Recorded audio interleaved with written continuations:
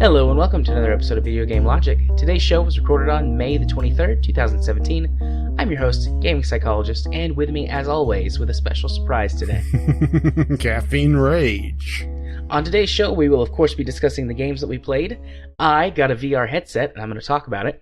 Valve hires Kerbal Space Program's crew.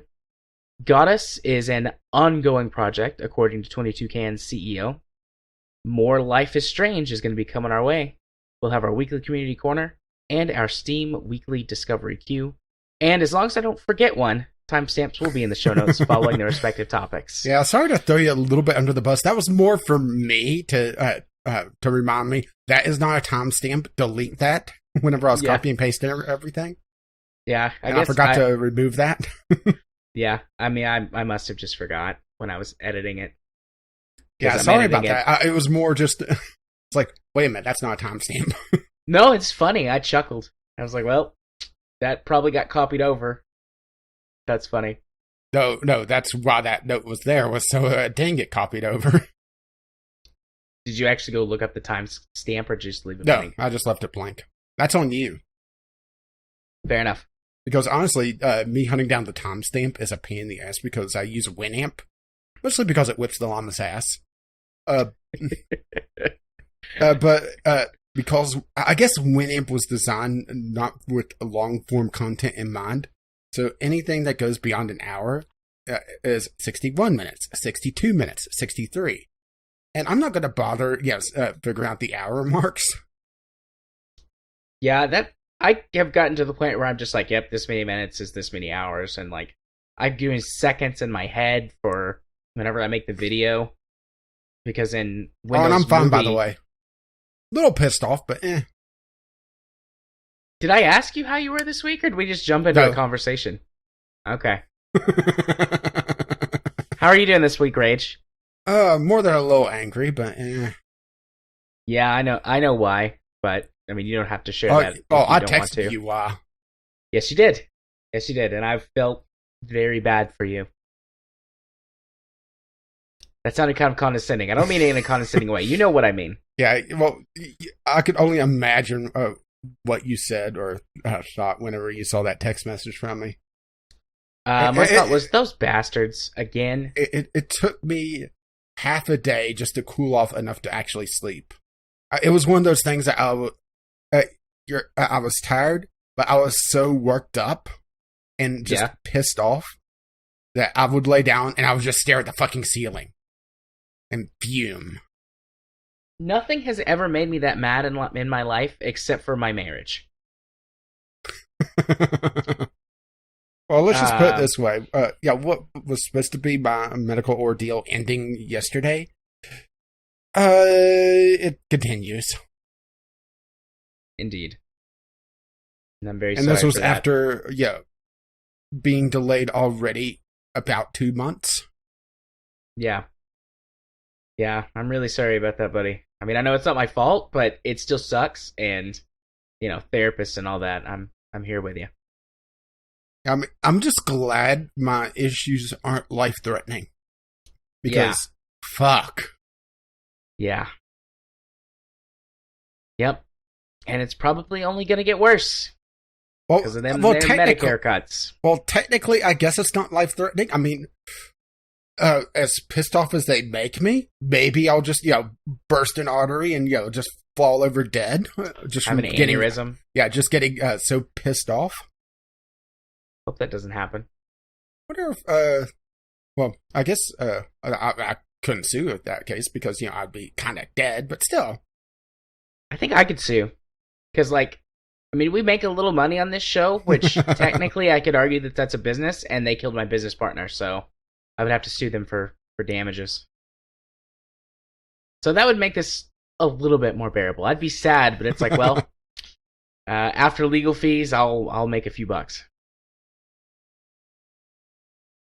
So hooray for that. I'm doing better than that this week. I've had a good week since last week. Got my Gear VR, which we'll talk about later, but that's been a fun new toy to play with.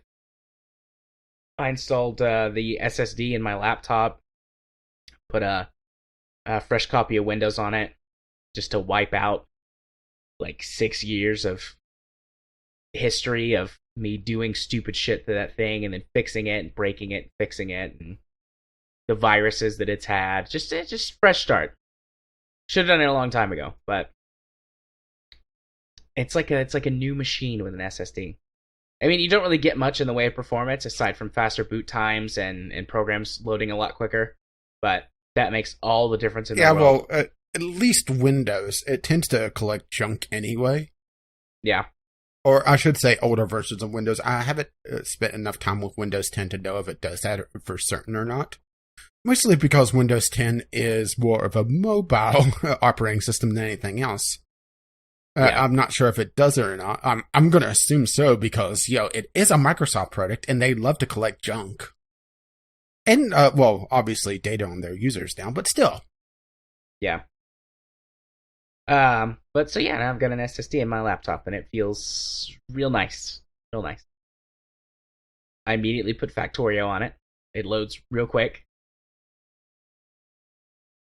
But that's pretty much the extent of my week. I mean, I guess we had our housewarming on Saturday, and that was fun. Spent a lot of time working on our house, and now I'm just like, yeah, I need some time off. I'm not doing anything for a while.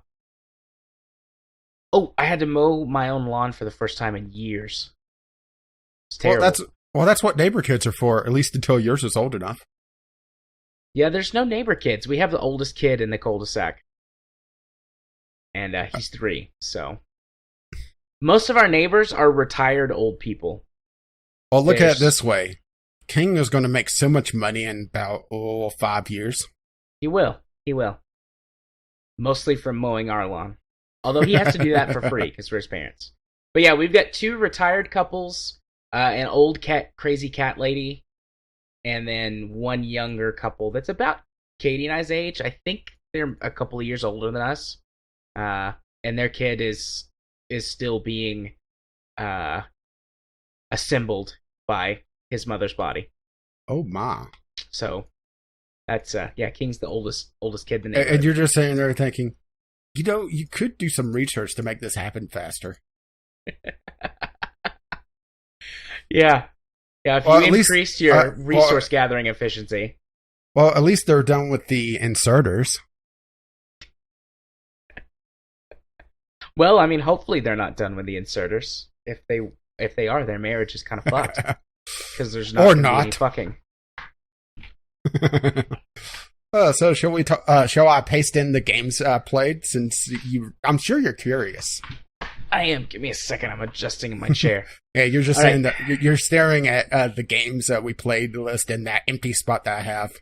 Yep, with the cursor, the pink cursor. Ooh, Tomboys Need Love 2. Yay! Yes, after the discovery queue last week, I went through my press accounts and hunted this game down. Nice.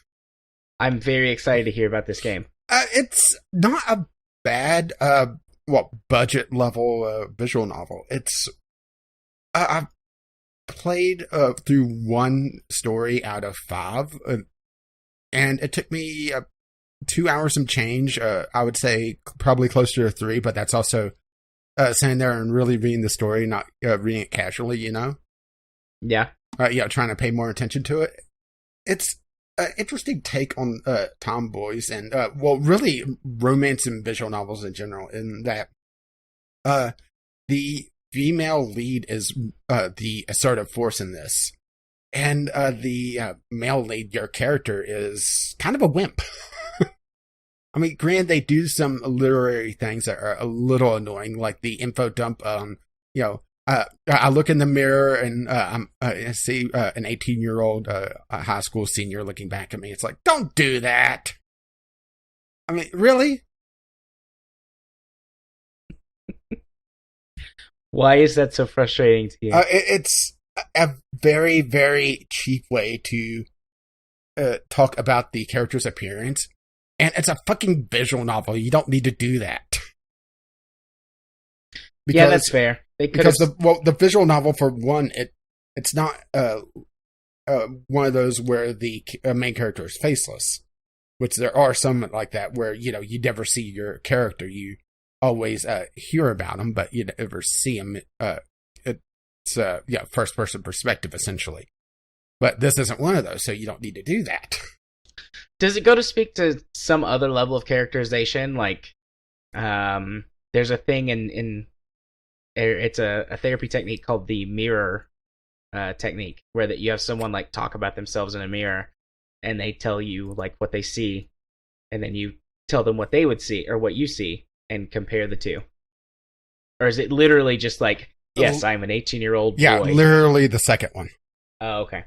Well, fuck. That's stupid. I mean, that is just the opening, like, 30 seconds, and it's one of those that could have been done a lot better with a better intro, but I think the premise of having a more sort of female lead is a lot more interesting. It's a very limited cast. I would say only really 3 main characters with a couple secondary characters. Okay. And like I said, it's not a terrible thing. It's I wouldn't if I was suggesting opening visual novels, I would probably go still with more like If My Heart Had Wings over this, mostly because it's not much of a price difference to begin with, and it's also a better quality novel. But it's also a lot longer of a story. This is a very short story, and it also feels like, well, at least the main romance, I went with the tomboy because, you know, tomboys need love too. Right. Roll credits.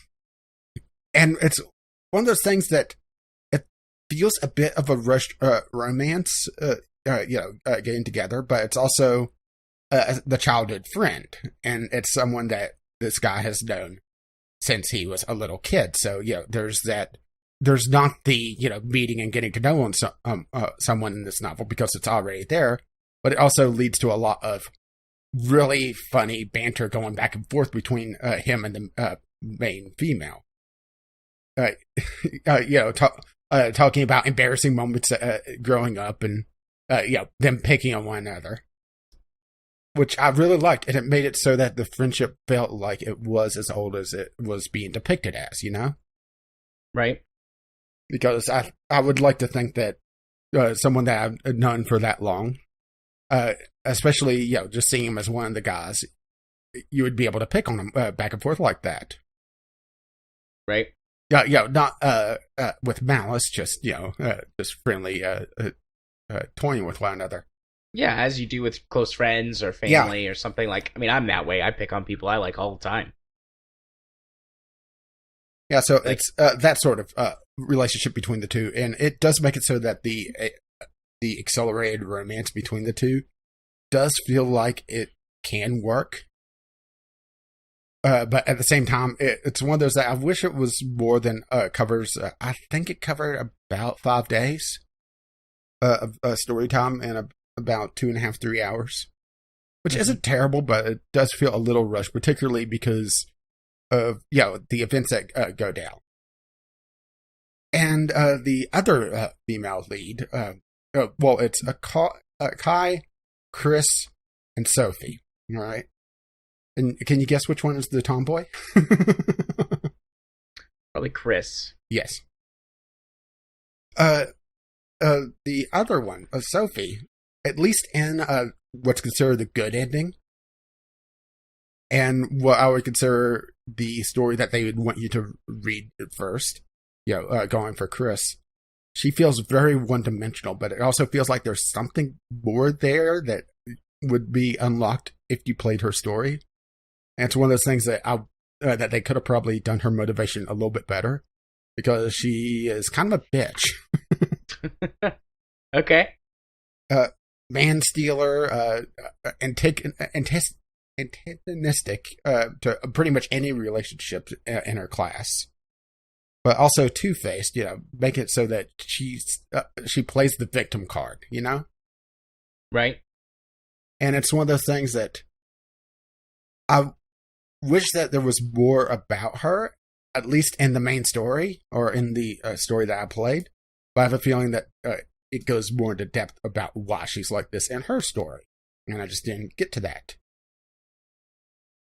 Art-wise, it's not bad. It's pretty clean. It's not exceptionally high quality, but it's not low quality either. I've seen a lot worse in visual novels. And of course, because this is a budget visual novel, it does have the adult patch. And this is kind of an oddity with the adult patch in that it doesn't add content. It just changes content. Okay. In that the adult patch is purely visual. So it just shows it exposes the breasts for our pleasure. Oh, not just the breast. Oh, you get some dick too? I didn't see dick in this, but did see the pussy.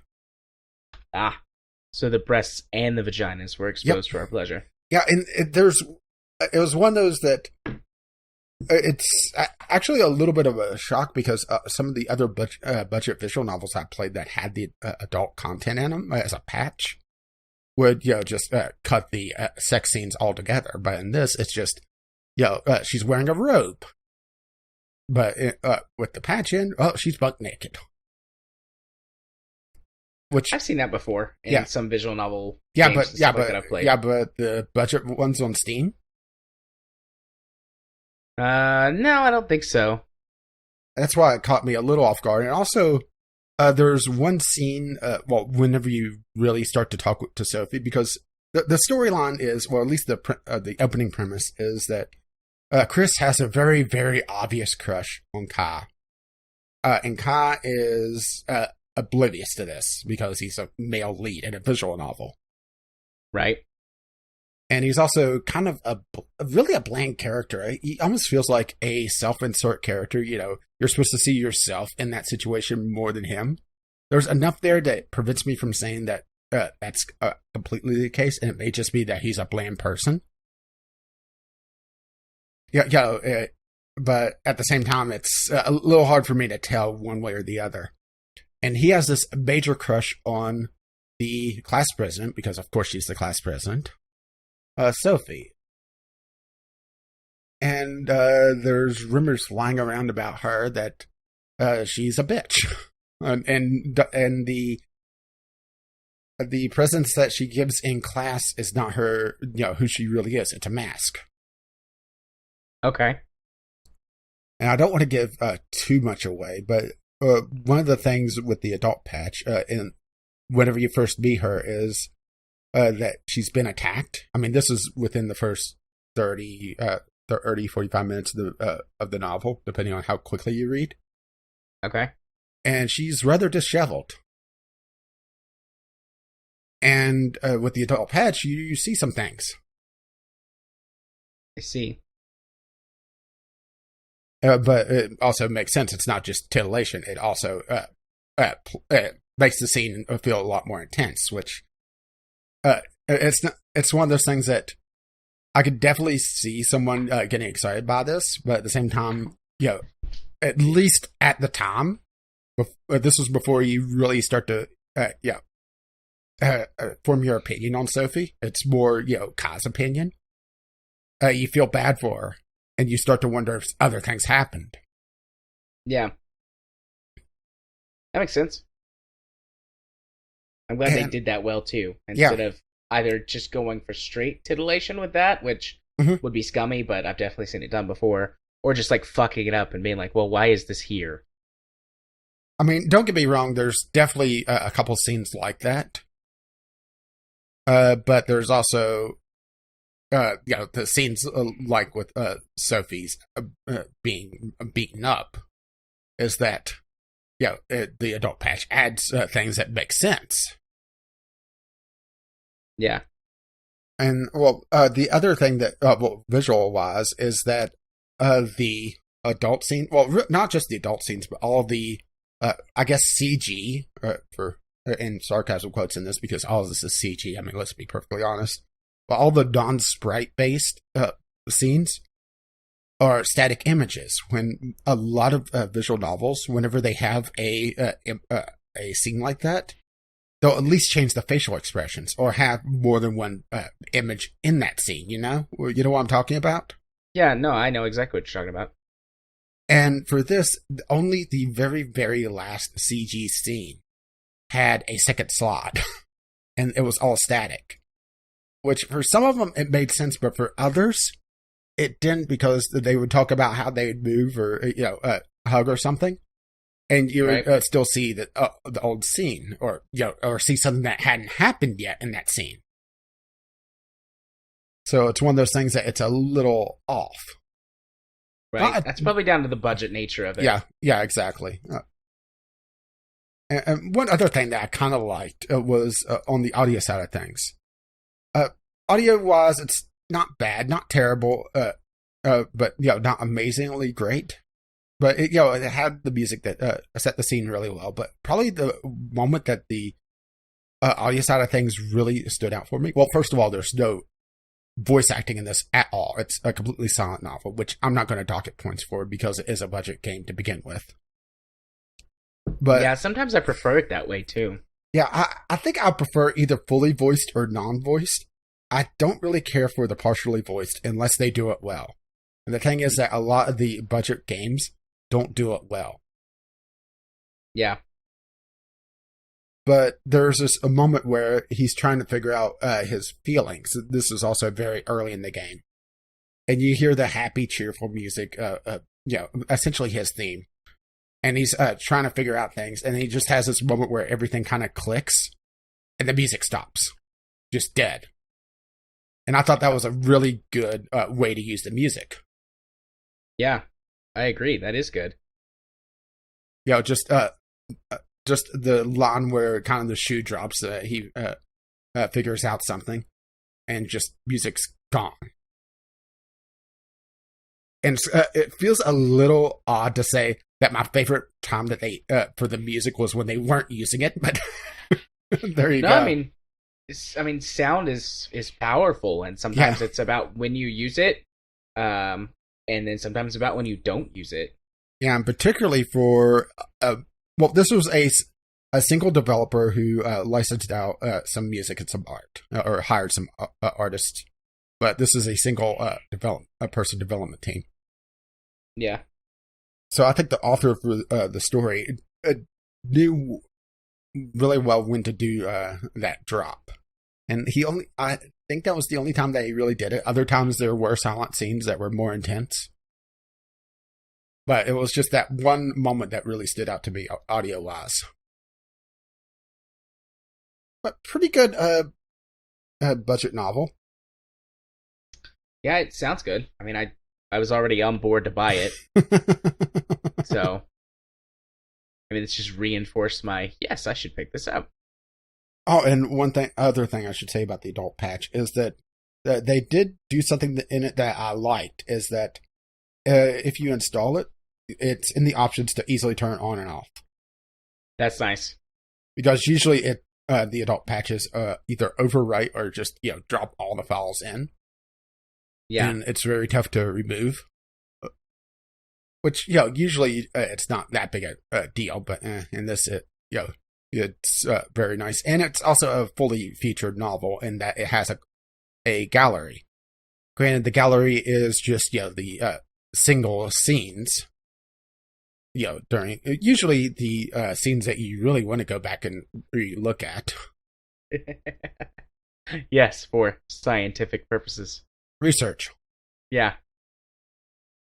But the fact that they actually have one, because a lot of these budget novels tend to just skip that feature or have very limited options to begin with. This had full sound options, and really, outside of content, it was pretty much the baseline of your standard visual novel for just feature wise.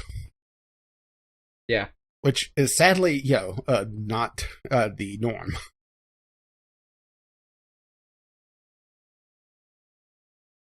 So I think that's about all I have to say about Tomboys Need Love 2. I ended up rambling about it for 20 minutes on my channel, and I think I did about the same here. We're 4 minutes in. Yeah, I was gonna say roughly 25. I don't keep a timer. So yeah, somewhere between 15 and 20 minutes. Good thing I bumped up the games estimate. All right. Okay, so I did. That's not the only technically visual novel that I played this week. Because I also did something on mobile, which is a rarity for me. But I saw this suggested to me in Google Play. Just opened up Google Play every so often and saw this and thought, that looks interesting. Oden Cart, A Heartwarming Tale. Well, that's the full title of it. I just have Oden Cart in the show notes, which I'll update that. But this is, I would technically call this a visual novel. They are, a visual novel clicker, I guess is the best way to put it, because you are the owner of an Oden cart.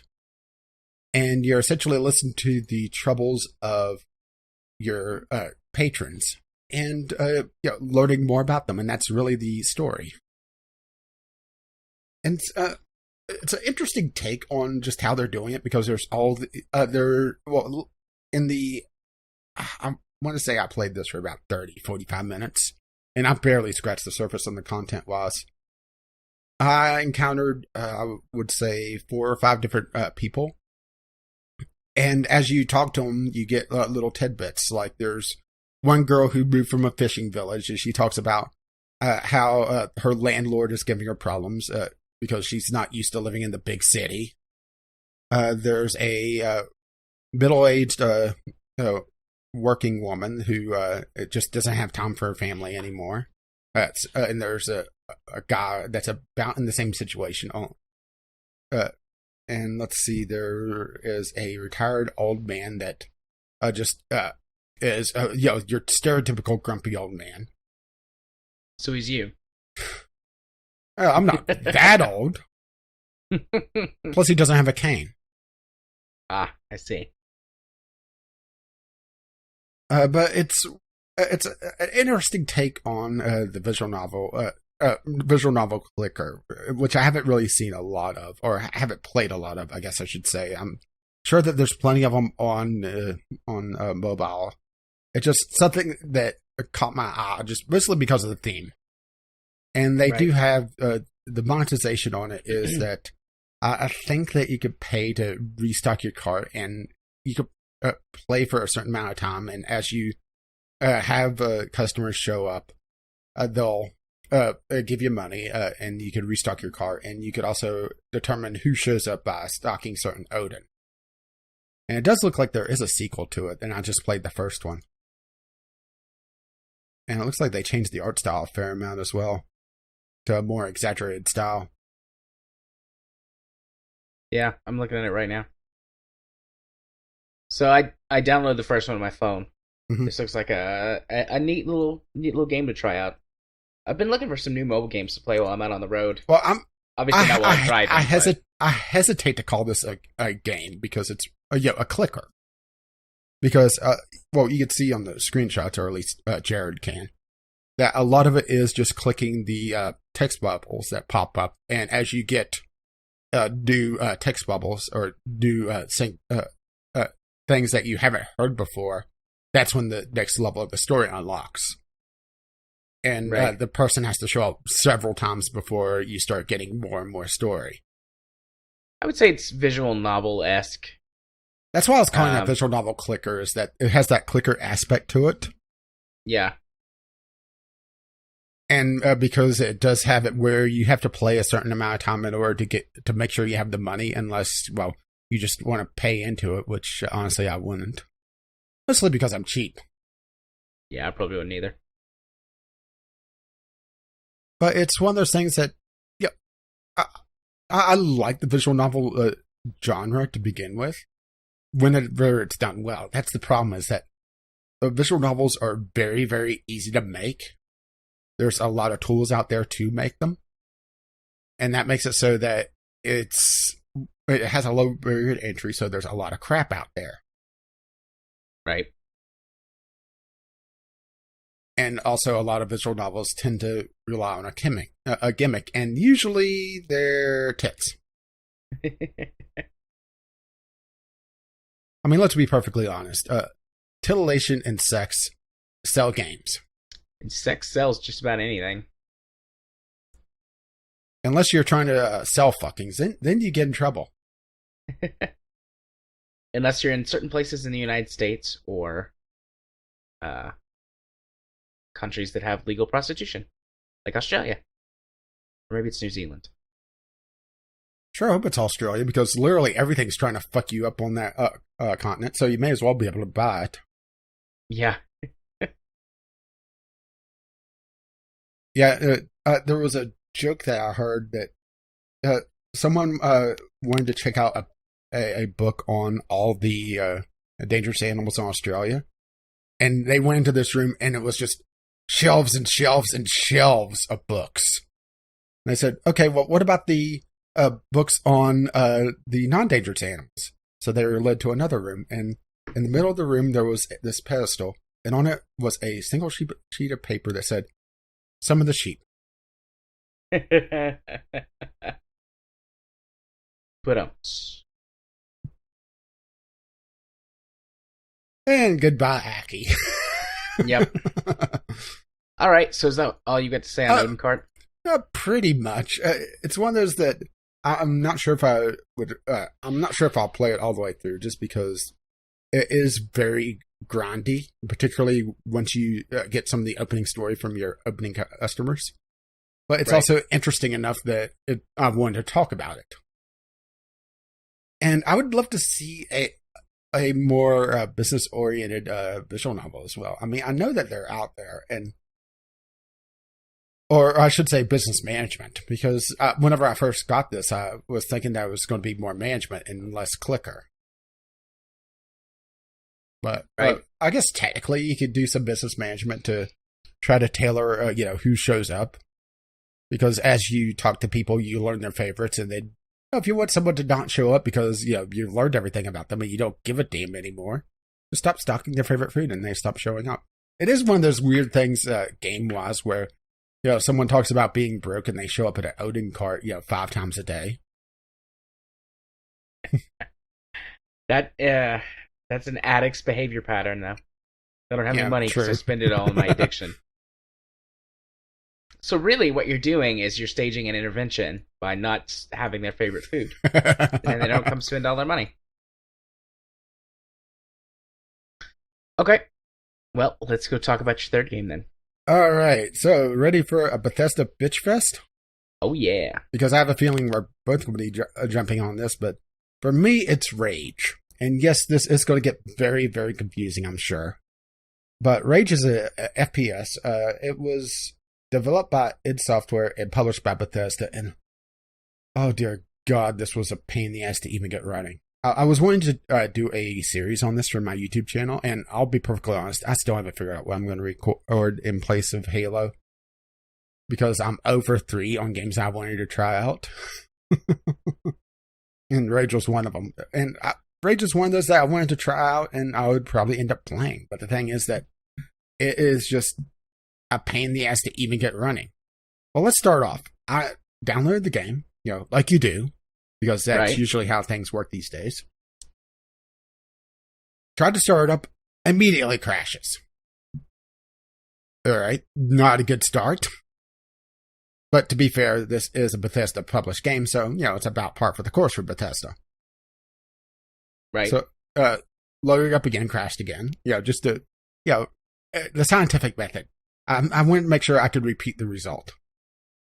And it was also giving me the option for a 64-bit version of the executable for mods. But, I wanted to see, is that any more stable? Answer, hell no. So then it's to the Googles. And I find out that it doesn't like AMD hardware. Well, this is going to turn out well. I start searching around and find out that it doesn't like certain versions of the Radeon software, particularly the last 5-6 versions I've been running. All right, fine. I'll try updating because I think I'm a version, maybe 2 versions behind the cutting edge drivers, just to play it safe and, to be able to say that I at least tried to do that. Right. Because there's no way in fuck I'm going back 6 versions for this game. Now, mind you, Rage is I think, a 6 or 7-year-old game at this point. Came out in 2011, so October of 2011, so almost 6 years. All right, close enough. So, update to current version of drivers. Hey, it loads up. All right, well, let's try test recording. Why can't I tab out? Really? You disabled the fucking Windows keys as well? Oh, this is not going to end well. Fine. Close out the program, load up DxTory in the background, restart Rage again. By this point, I'm starting to live up to its name. Or I'm starting to live up to my name with the Rage. Start recording. And it's one of those games that absolutely hates DxTory. Well, fuck. Fine then. Close Rage again. Close DxTory. Load up OBS in the background. Start up Rage again. Oh, right. I can't tab out of Rage when it's in full screen. Drop it down to windowed mode. Try to tab out. I still can't fucking tab out of this goddamn game. I'm making a sad face for you. Just so you know. So, fine.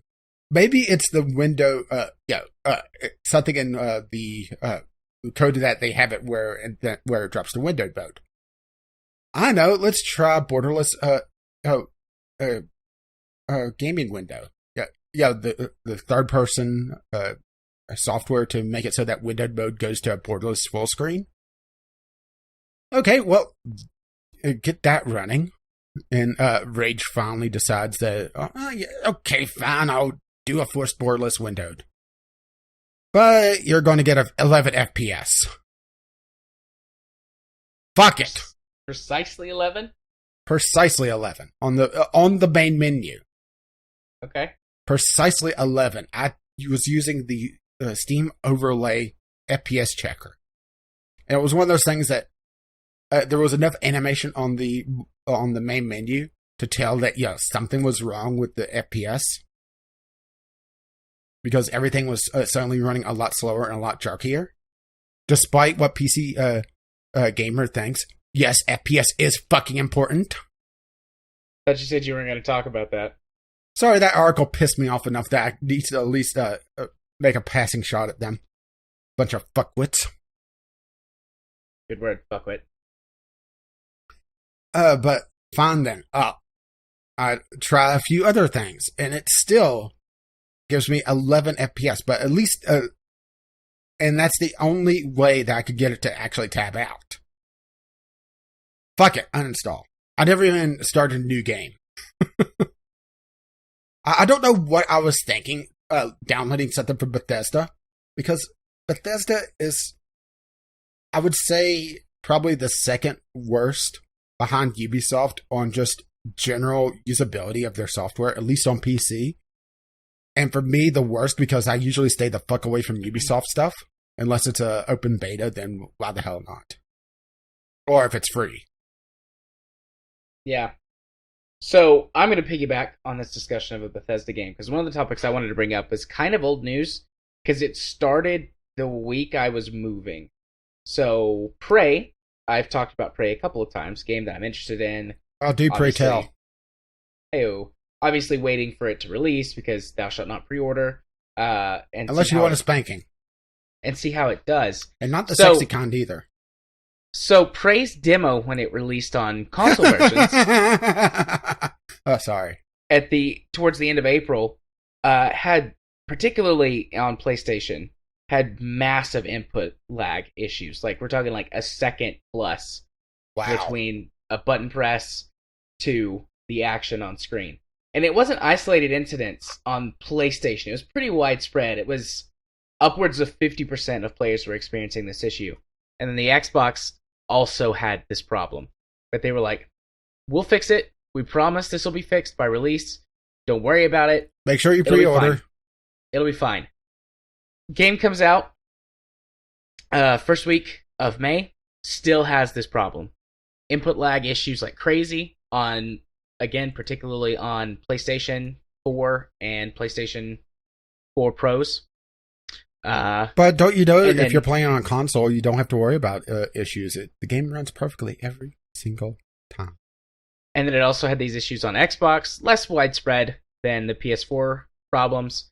And then it was okay on PC unless you used a controller. So if you use keyboard and mouse, you're fine. If you use a controller, especially a PS4 controller, you experience input lag issues. Why would you use a controller on PC? For a first-person shooter, or for a first-person shooter. As a matter of fact, I did see a couple of reviews, and there were people talking about how it was tough to aim, and they were doing reviews on the console versions. It's like, of course, it's tough to aim. Yeah, but there's little. Well, I don't want to use the term head crab like because they don't look like head crabs, but a head crab sized aliens darting around. It's like, of course you're going to have trouble aiming. Yeah, but so anyway, so it has problems on PC as well if you use a controller. Plus, the PC had its own smattering of issues that, as far as I know, have not been fixed. Supposedly, they've got the controller issue fixed in a patch that was released over the weekend. So, I was listening to Polygon's Quality Control talking about this game, and I got my weeks mixed up. I thought that it was from this past week, but it was from the week before. So, a lot of the issues they were talking about have been fixed, but just like Bethesda, I stuck up for you guys for a long time, gave you the benefit of the doubt, but now I'm firmly in Rage's camp. Fuck them? Fuck them. I'm not even excited for the next Elder Scrolls game. And that really makes me sad. I'm dubious about the next Elder Scrolls game, particularly with the route that they've taken with the Elder Scrolls game. They would have to do a major turnaround. Yeah. I mean, I hate saying that I absolutely despise playing Skyrim, but there was just so many little things that took me out of that game. And I beat the main story, and I didn't realize I beat the main story until I got the achievement. It's like, really? That's the final boss fight? That's the world-ending fucking dragon? Oh, yeah. Real scary. I mean, there was a blood dragon that I fought just before it that was a hell of a lot tougher. Yeah. So, I skipped over this because I forgot until just now, but Prey's main issue on PC is if you turn VSync on, it locks the game. French. It locks the game at 24 frames a second. It's cinematic. There were many jokes made about that. And it doesn't matter what your monitor's refresh rate is or what the frame rate of the game is. Doesn't matter. You flip on VSync, 24 frames a second.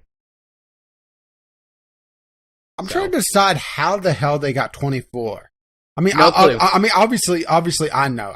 24 is literally the cinematic FPS for movies. It is. But usually, whenever they limit frame rates, it's usually either 30 or 60. So how do they get 24? I mean, you can't even say that they're tying it to physics because that would likely be 30. Yeah, and it was easily. It was happening across multiple hardware configurations. I saw several Reddit posts about it. People with awesome machines, with crappy machines, didn't matter. 24 frames a second. And the patch has not fixed that issue for a lot of people. So whatever they did wasn't successful.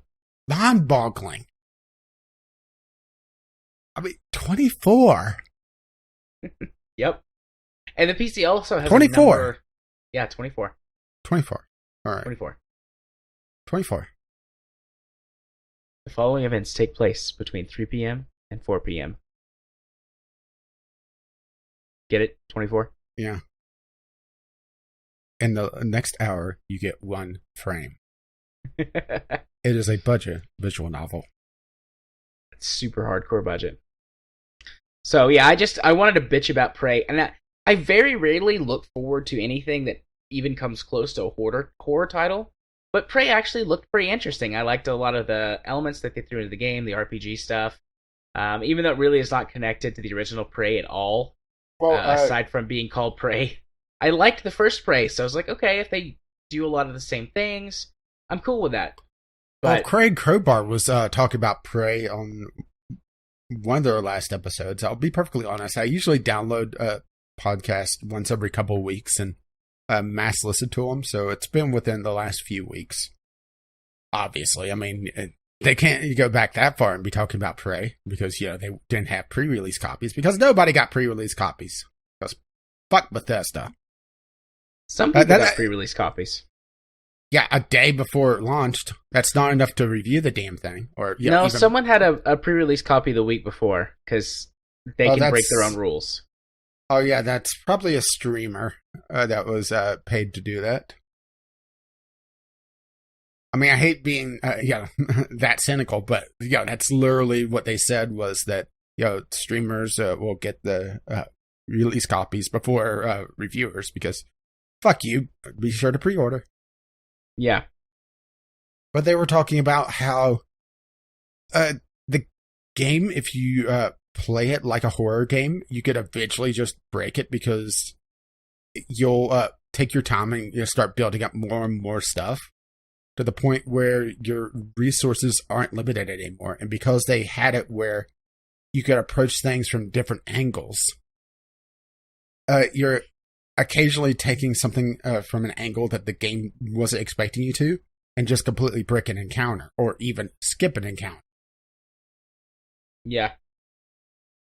Which, in some ways, I kind of like, it being more open world and having it where you could do things that the game makes it so that you're not fighting a particular boss. I'm not sure if these are boss fights or what. They didn't go to specifics because they didn't want to spoil the story. Because, it is a very new game still. But I do kind of like that idea. But the game has to be built around that idea, and Prey doesn't sound like it's built that way. And also the fact that it's a horror game where you can be swimming in resources. Yeah. And Prey does not... I mean, things are gated off, but there's no specific way you have to go through. Like, if you get the skills or abilities or collect the equipment you need to open sort of the next place to go, you can just do that without completing the area you're in, and there's no set order you have to go through them in.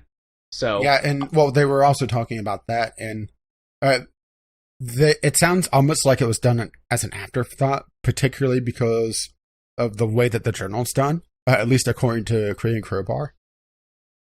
In that, okay, if you're doing a quest, or you have a quest, and you happen to find something that's, let's say, 6 or 7 steps down the line.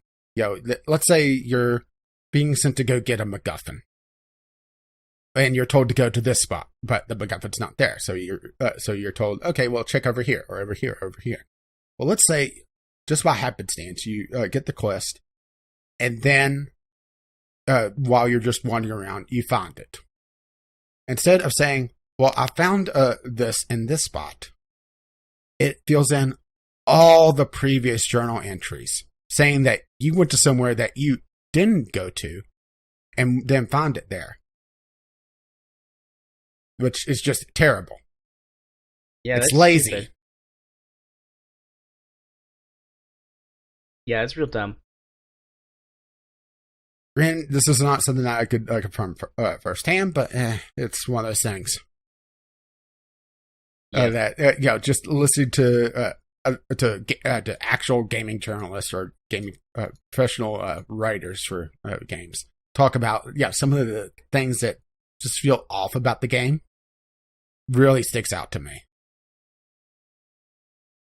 Yeah. And it's one of those games that I'm not sure if I would play Prey. Well, that's actually tough to say as well. Play. Purr.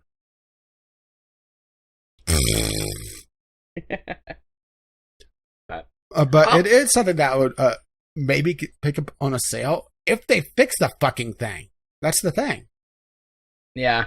So I'm looking at the most recent patch for it on Steam, and one of the fixes, players should no longer spawn outside of level. Wait a minute. Yep. Also, they added an FOV slider.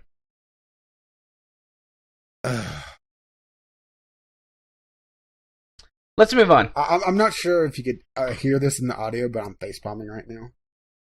I can imagine. Okay. New rule for Bethesda games. All right, I'm not going to make this a commandment, but any Bethesda game, whenever you go to the store page, mentally put in the early access tag until proven otherwise.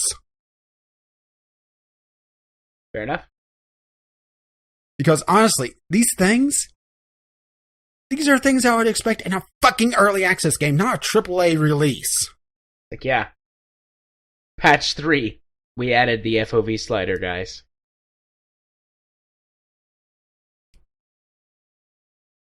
Okay. Just words fail me at just how stupid that is. It's about that stupid. Alright, let's go talk about your last game / my first game. Yeah, and I have a feeling that I may need to play some more of this because it was my, I'm fucking pissed off. I need to go kill something. And also, this was also what we streamed on Friday, so I needed to play a couple rounds just to get warmed up and actually get our clan up and running again, which makes it sound a lot more dubious than what it really is. Warframe! Yeah, Warframe. We hadn't played this in a long time. Yeah, to the point that our clan in it is Kerbalcast MP. Yeah, we used to play Warframe like crazy. End of 2015. Yeah, and early I think 2016. Either at some point they've rebalanced it, or I'm pretty sure they've rebalanced it, or just put in a lot tougher enemies because it is a lot tougher than it used to be. Well, there've been 2 or 3 major updates / expansions to the game since the last time we played, so there's a lot of stuff that's different. The new map system is real dumb. Well, I think my main problem with the map system is that there's a lot of times that you can't see what the hell you're doing. Because, is it so much to ask that they stroke their fucking text? Which, that sounds a lot dirtier than what I mean. No, they should, because it's like, I accidentally, there's orange text on orange background. Yeah. Or, similar color text on a background. It just is terrible. Yeah. I had to do a couple of single player missions in order to unlock something so we could keep playing because. Well, we didn't have to do that. It was more, able to get better rewards. Right. But I accidentally did the wrong mission because it was like, it didn't highlight properly the mission that I was supposed to do. So I thought I was doing the right mission. It's like, oh wait, I need to do this mission. So, I just quit and went and did the proper mission. But I looked at the mission, it's like, wait, this isn't called whatever. Yeah, this is I think the third major redo on their map system. Yeah. And honestly, I preferred their second one. Yeah, I never played their first one. I did. It was pretty shitty as well. Well, I think the major problem with this is that they rely a lot on icons, and they never tell you what the icons mean. The biggest problem I have with this map is that there's just too much shit on it. Yeah, they go the AAA developer route where they make it shiny and less user friendly. Yeah, it's I'd say on par with the first map that existed in Warframe. The first map was really clunky and hard to use, just from like an actual user interface perspective. But it was at least much easier to parse the data and figure out what was going on because there was just less stuff at that time. In this version of the map, it at least works. The interface works, but there's just so much shit everywhere you can't figure out what it is that you want to go to. And I'm sure that after a little while you'd pick it up and be like, okay, this is how this works. But the map that they had previous wasn't like that at all. It was super simple to figure out what was going on. They had just the right amount of icons and. Well, this one, they also have it where things are gated off a lot more. We could kind of get around that to some degree, just because we had stuff legacy unlocked. Yeah. But, we should probably go into exactly what the map system is. You play as a Tenno, Space Ninja. Let's be perfectly honest. I was gonna say Space Ninja. Well, what their tagline is, they just play for free. So you're a robotic space ninja killing everything. That's pretty much the story. I mean, yes, there is more story, but it's gated off and it's very late in gameplay. It's one of those games that there's a lot of backstory there if you go digging for it, but it's also one of those games that you could just go start hacking and slashing away and not really care about the story for the most part. Granted, they do block some features behind story quests. So, eventually you will want to do them, but, you probably won't care. But you are an interplanetary space ninja, and you cover pretty much the entire solar system, including some planets that are not planets anymore. Sorry, Pluto. Yep. And dwarf planets and moons, of course. Not just ours. But in between the planets are these junctions, which serve as links between the different planets. In order to unlock them, you have to essentially get certain achievements. And some of them are just ridiculous, like one of the Uranus ones, pause for chuckle, is you have to complete 5 missions in Uranus with a melee weapon only. Oh, that's easy for me. Oh. But it's stupid. It is stupid, but I mean, they have to arbitrarily gate it somehow. Oh, and but here's the thing, is that it's not just, you just use your melee weapon and, you get credit for it. You have to unequip your other 2 weapons. Oh, because that's you have a primary, dumb. You have a primary and secondary weapon, and then you have a melee weapon. So it's the 3-weapon system. That's real dumb. It tracks which weapons you're using. Yeah. Actively and on the maps. That's stupid. Yeah, thankfully, you don't have to do 5 separate missions. You could just do the easiest ones over and over again, but still. It's, stupid. And there's other things that are gated off that are annoyances at best. Like, there's one where you have to find segments of for this one particular faction. And in order to do that, you have to rank up with that faction a little bit. This is one of the neutral factions. Or the neutral faction, I should say. You have to rank up a bit to be able to get essentially a camera. I mean, let's be perfectly honest, it's a camera. And scattered throughout the levels, every so often you'll find a glowing segment, and you have to take a picture of it to unlock lore. Well, some of the junctions require you to find so many segments in that system, or on that planetary map. And it's one of those that you're not guaranteed to actually find these fucking things to begin with, and then you have to make sure that you have that camera equipped and have enough charges on it, because it's a consumable, of course. Of course. And we're sounding really down on this. I really like the game. It's one of those games that I'll load up and just start hacking and slashing away on it, because it is a huge grind. I mean, it's a content treadmill, essentially. Yeah. But it's catharsis, Yeah.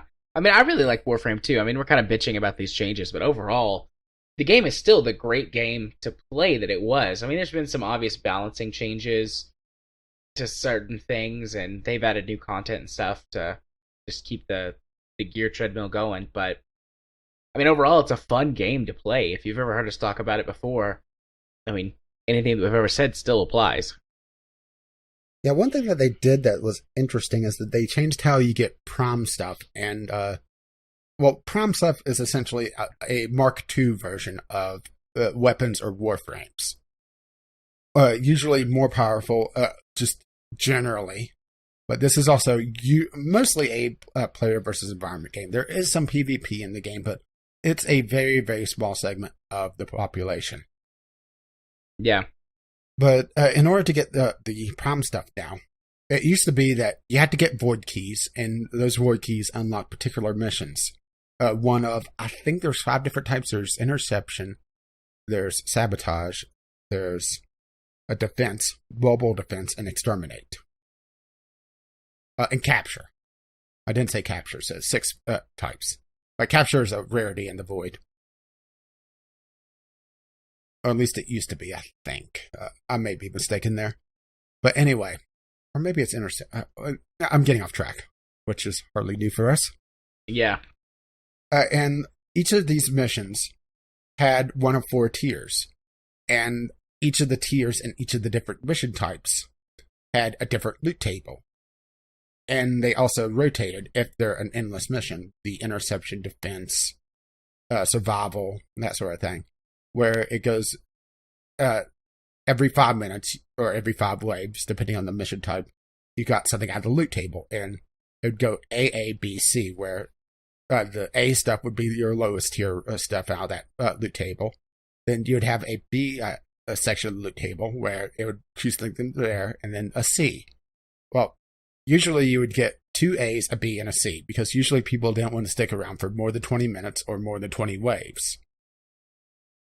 And because of that, you were usually very limited on what you got for each key. And it also made it so that people would do what they call key sharing, where for the missions that are a lot quicker, you would have 4 people go in, which is the maximum, I think, of the parties. And only the person that initiated the mission would use their key. Well, this also led to some people cheesing the system, saying, oh, I'll go last, and then, just drop off whenever it's their turn to use their key, getting free stuff. Right. Well, the new system is that they converted all the keys into these relics. And there's a lot of types of relics now. And each relic has one of 4 types, and the 4 types are the different tiers, essentially, that used to be in the game as keys. And I can't name them offhand because I forgot them, and it doesn't really matter all that much. We'll just call them tiers 1 through 4. Sounds good. And each tier could have, I think, 10 different types of relics. But it also allows you to tailor what you want. So let's say you want something out of this particular type of relic that's this tier. You could take that on any of the Fisher missions that are available. And the Fisher missions pop up randomly. And there are different types of missions. So it's just the typical mission of that level tier. But it's added enemies with these Fisher of relics that you use to crack open the fissures, or seal the fissures and crack open the relic to get the stuff. And also, at the end of the mission, it has it where you're able to choose. So let's say me and Jared both went on the mission. We both took we each took a relic of different types. Let's say I got unlucky and I got something I already had out of my relic. But Jared got something that I would like out of his relic. I could get a copy of what Jared got. He would still get what he got, or he could choose for what I got, which we actually had this happen where Jared liked what I got and I liked what he got, so we swapped essentially. Which sounds a lot sexier than what it really was. Yeah. But it opens up a lot of possibilities of not being tied to a particular type of mission. I mean, yes, you are still tied to certain mission types if the fissures opened up in types of missions that you don't want. But, it's just one of those things that, okay, well, I could go do something else for a couple hours or just come back later and try again. Because the fissures only stay open for, I think, an hour, 2 hours tops. Yeah, most of them are about an hour, I think. Well, usually you're not catching them whenever they're originally opening as well. Yeah, I guess, and their times could vary, but the 1 or 2 that started while we were actually playing were an hour. So it's just one of those little changes that, well, I shouldn't say little. I mean, it is a pretty substantial change, but that is a good quality of life change, is that, you're not tied down to, okay, I have to do a tier 2 defensive mission in the void in order to get this drop. And the drop is on the C rotation, so I have to do 20 waves in this defensive mission. No more of that. Granted, getting some of the relics can be a pain in the ass because they're usually in the endless mission, so you're just doing the normal missions to grind out the relics. And you can get it where you get a lot of relics that you don't need. But I think the relics are tradable, so you can trade them back and forth. Actually, didn't check that. Where I played before and had a ton of keys, I got a lot of relics. Yeah, I've got a shitload of relics too. But this is also this is a treadmill essentially. This is one of those games that you've had a rough day. You had your medical drama extend by at least another couple weeks at best. You just want to go fuck shit up. So you go get your biggest fucking sword that looks like it's out of Final Fantasy, and you just start wrecking shit. Yep. Good fun. Well, we should be playing some more of it too, I think. I mean, we don't have a reason not to. Yeah, just make sure that you've got all your quests done that you need to do. I don't think you realized that you had to do that. I did. Yeah, I didn't know I needed to do that. That's why I suggested that we play some together outside the stream. Indeed. Indeed, you did. Okay. So, do you have anything else to add to Warframe? I do not. So with that, let me move on to my other 2 games this week. So, Keymailer was very generous to me this week. I received 4 games. Wow. I only got to play 2 of them, and one of those 4 games is an Xbox One title. So I haven't even touched that. Do you have an Xbox One? I do. Okay, I knew you had a 360. I couldn't remember if you had the one though. Yeah, or at least what? Yeah, Microsoft wants people to call it the one. Whoa. Whoa. Yeah, the Xbox One game I got is called Trulon: The Shadow Engine. Obviously, I haven't played it, so I'll be talking about that this week. But it looks all right. But anyways, the 2 games that I played this week from Keymailer. The first is called Cooking Witch. So Cooking Witch is basically a Newgrounds game. I mean, I've never seen it on Newgrounds, but I started playing it and I was like, this is like a Newgrounds game. Where the point of the game is that you're a witch, and you control the witch, and you go pick up these kids from some kind of festival or something, and you drop them in your cooking pot, and then eat the flesh off of their bones. And you get power-ups from eating the flesh, and sometimes stars drop, and stars give you, they're like upgrade points. And you can upgrade your witch's broom to make it faster, and so that you can pick up more kids. And you can upgrade your witch's strength. I got a copy of this as well, and there's a reason why I went to one of my press accounts to get Tomboys Need Love too.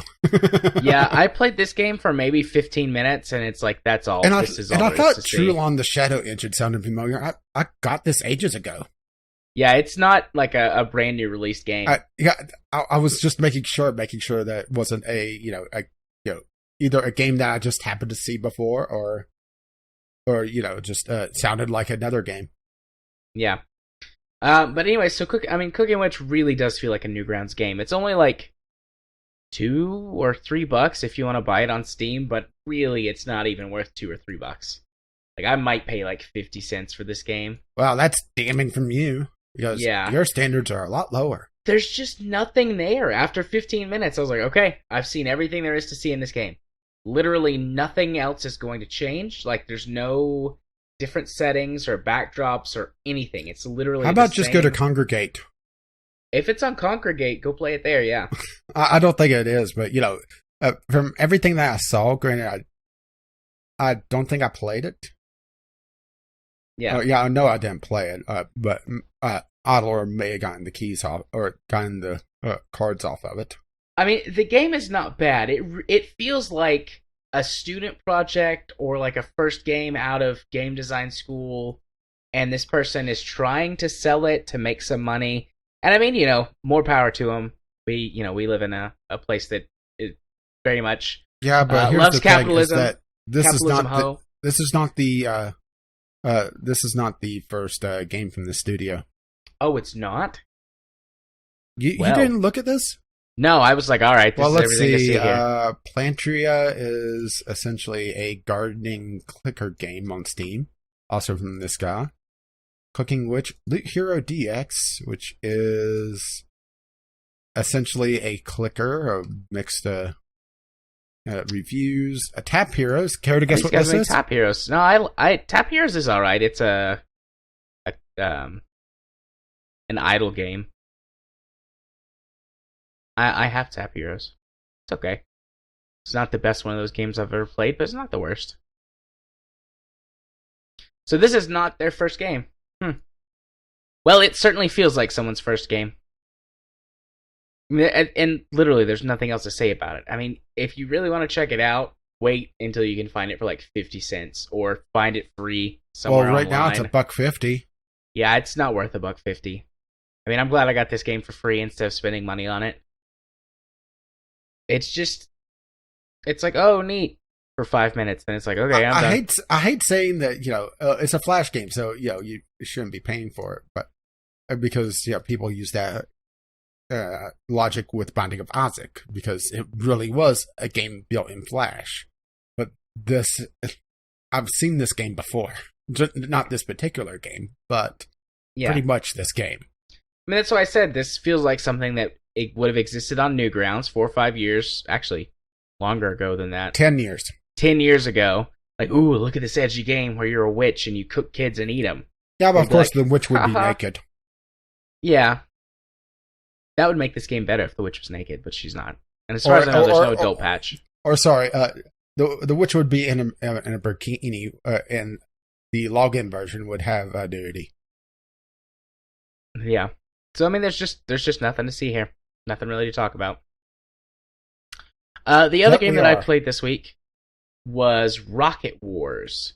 Rocket Wars is pretty fun, actually. It's a simple top-down twin-stick shooter with up to 4-player multiplayer. This game has not released yet, so it's going to have an online component, and I really hope that there's some people there, but I think this is going to be one of those games that suffers like an indie game that nobody plays, so there won't be an online community. Yeah, this doesn't release for a few weeks, actually. Yeah. Yeah, I think looks like it's going to be mostly local co-op, to be perfectly honest. Yeah. And this game is real simple. Well, here's the thing, is that their opening blurb, their fast-paced local multiplayer game. So, yeah, that pretty much damns any sales for them. Yeah. But it's real simple, but it's real fun. It kind of falls into what was the game that I played last week? I'm drawing a blank on the name. The racing ship. Yeah. Smash Pixel Racing. This is fun in that way. Like, it's really simple, it's really easy, it's bright, it's colorful. It's got lots of pew pew noises. And I think there's 16 different ships that you can unlock, and all of these ships do behave differently. They have different stats. But everyone has the same gun to start with, and there's pickups on the level, and different pickups and power-ups do different things, and you can choose to like shield yourself or use your power-up as the actual power-up that it is instead of using it for a shield. And you can speed around and dodge, and you can like do little tricks to like sort of rubber band off the edge of the map, and there's this like star in the middle, and if you fly into the star you blow up, and it says sarcastic things like you win a Darwin Award or something like that. I mean, it does say that, and when I say something like that, I mean something along those lines, as additional things to make fun of you. It's just a cute, quirky little game that's really well put together. Yeah, I think they're going to really suffer on sales. I'm not seeing anything about online multiplayer on this, though.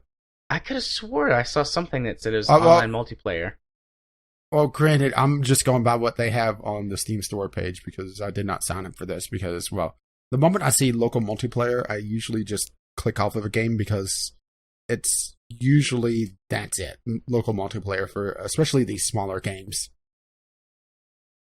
And I'm seeing local multiplayer, local co-op, shared split screen, and that's it on the tags. I might be mixing it up with something else. I don't see anything about it having online multiplayer on their page on Keymailer either, but I could have swore I saw that it was online. But, I mean, it could be another game I'm mixing it up with. Regardless, it's still a lot of fun. I really hope that there are groups of people who get this game and play it together. And it does look like a pretty good party game, assuming that it's easy enough to pick up, because that's really the defining thing about a party game, is if it's easy enough to pick up, that if you could explain to someone how to play it well enough within a minute or two. It is. It took me 2 matches to be like, okay, this is exactly how you play this game. And then I actually started to perform competitively with the AI that I had set up in the game with me. So, it only took me 2 games to figure out exactly what I was doing. And then when I first played it, I didn't even have a controller. So I had to do it with the keyboard. And it's way better with a controller, but it is playable with the keyboard only. And yeah, learning it on the keyboard within 2 matches. And matches are the standard free-for-all mode is first to 10 kills. They last 3-4 minutes. So yeah, it looks like it has a few different modes: free for all, survivor, Nuke King sounds interesting. Yeah, the Nuke King mode is you're building up, like, every kill you get builds up your like nuclear energy bar or whatever, and the first person to get enough kills to get the nuke instantly wins. So pretty much the same as first to so many kills. Yeah, but if you die, for example, by like crashing into a star or whatever, you lose points. Ah, all right. So it can go farther than like the first person to get 10 kills. And there are a lot of suicides. A lot of suicides. It's real easy to crash into that star in the middle of the map and get yourself killed. Yeah, but I mean that makes it fun. I am wondering what their price point is going to be on this, because there's no price listed here, of course, because it's still before release. Yeah, as a fun single-player distraction, it's worth the couple of bucks, I think. If you've got a group of friends that, you get together with and play games locally and want to add this to something that you guys play. I see this as being either a LAN game, maybe. Yeah, as a little bit of a distraction as someone downloads something more substantial. Which I hate saying that, because, there are small games that, really deserve a lot more attention. Yeah. But, I don't think this would be one of them to get long-term attention from a group. But, something that as a small distraction, this would really pay off. But either being a LAN or just, party game, which that's what they call it, exactly, as a party game. Yeah, and I think this game is easily worth $5 if you've got friends that, you can regularly play it with. $10 is kind of iffy. But I could still see some people liking this well enough to pay $10 for it. Anything over that, I don't think it's worth it. So I'm hoping it does release in the $5 to $10 range as a new title, because I think this game has some potential as a pretty good indie party game. But if they overprice it, then nobody's gonna buy it. Yeah, and that's the danger of releasing just local multiplayer only, is that you are substantially cutting down the number of people that are going to buy this game. Not just the idea that, only one person needs to buy in the group, but also friends are a lot more often nowadays spread out. Yeah. Yeah, I mean, if it was, if you could buy like a 4-person party pack or whatever, like some of these games get sold as, and it had online multiplayer. Actually, I think Valve has stopped doing that in general. That sucks. But I would buy like a 4 copy. You get 4 copies of the game for like $15 and give it to 3 of you guys, and then we could play it. Because, it would be fun for 20, 30-minute sessions. Like, somebody's tired, they want to play games for like 20 or 30 minutes. Oh, let's play this. And then they go to bed. Yeah, I think my problem is, if I'm tired and I want to play games for 20 or 30 minutes, I either have to know what I'm playing ahead of time, or I'm going to spend that time trying to figure out what I want to play. Yeah, that's what I'm saying. Like, we would have this in our library, and it's like, oh, let's play Rocket Wars. How about we play Robot Roller Derby Disco Dodgeball instead? You could do that too. But so yeah, those are the games that I played this week that are not on VR. I'm kind of lumping all those together for the next discussion. But before we get to that discussion, I think it's time to take our first break. I've drank all of my coffee. And now you need to go relieve yourself of it. I do. So we'll be right back.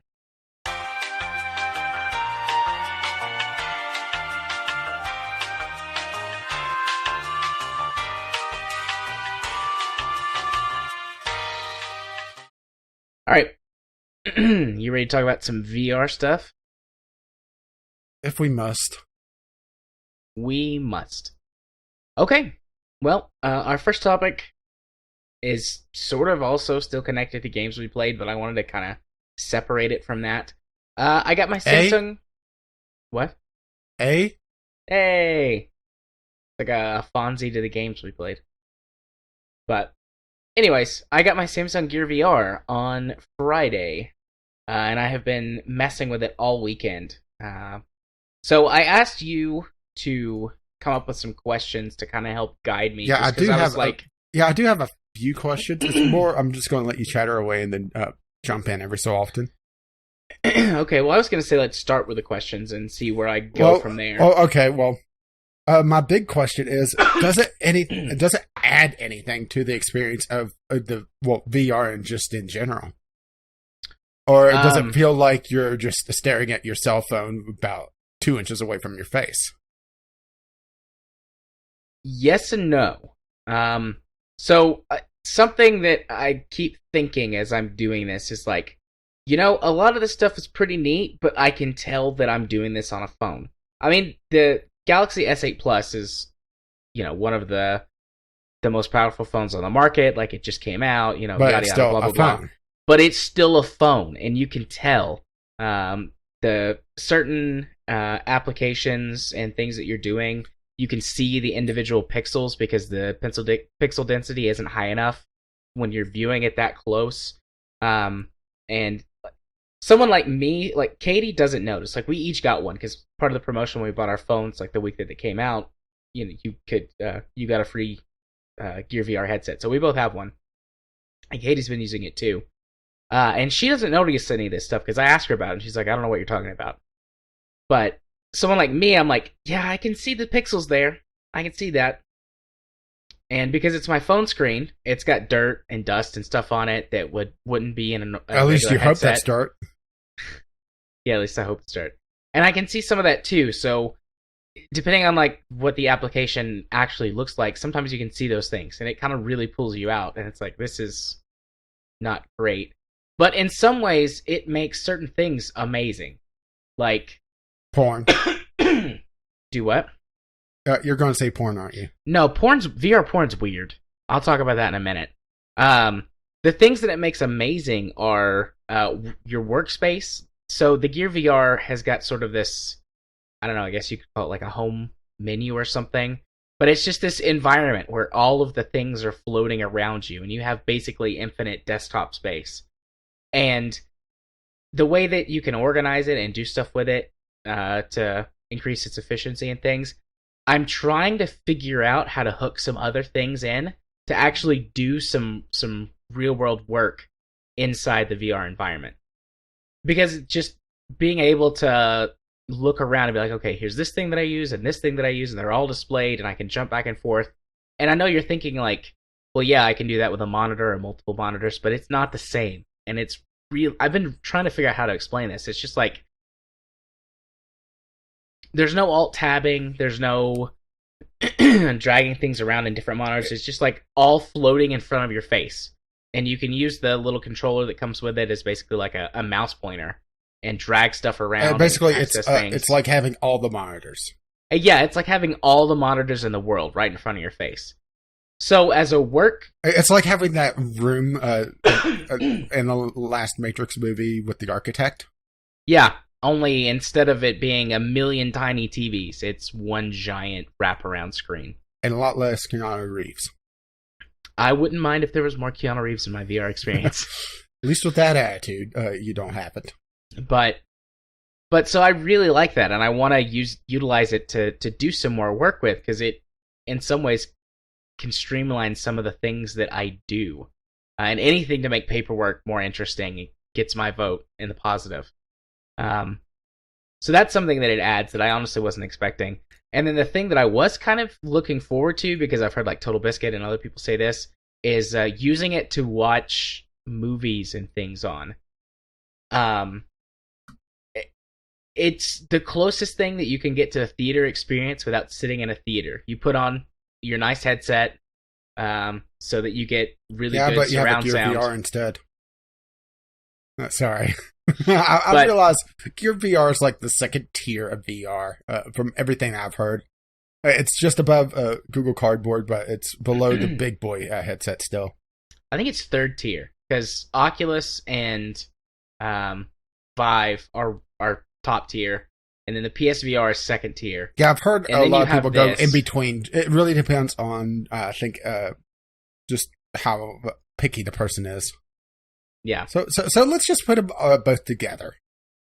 But so, anyways, the video viewing experience is the closest thing I've ever gotten to a theater because you're just sitting in front of this giant screen, and it's not like watching it. It's really hard to explain. Give me a second. It's not like just sitting in front of a TV. It's very much like you're sitting in a dark theater, and that screen is filling up your entire field of view, and you can look around, and you can see the stuff very dimly lit by the screen next to you. And with your nice headset on, you get the full loud surround sound experience. It's really great. I've sat in bed or on the couch in my office and watched Netflix shows, or you can just watch straight up videos off of your phone. Sounds like your kid needs to get an allowance just to sit behind your chair and kick it every so often. Just to get that full theater experience. Yeah, get the rest of the experience.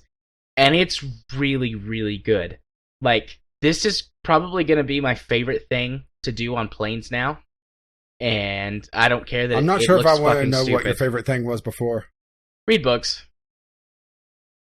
So those two things are great. Workspace efficiency and watching videos.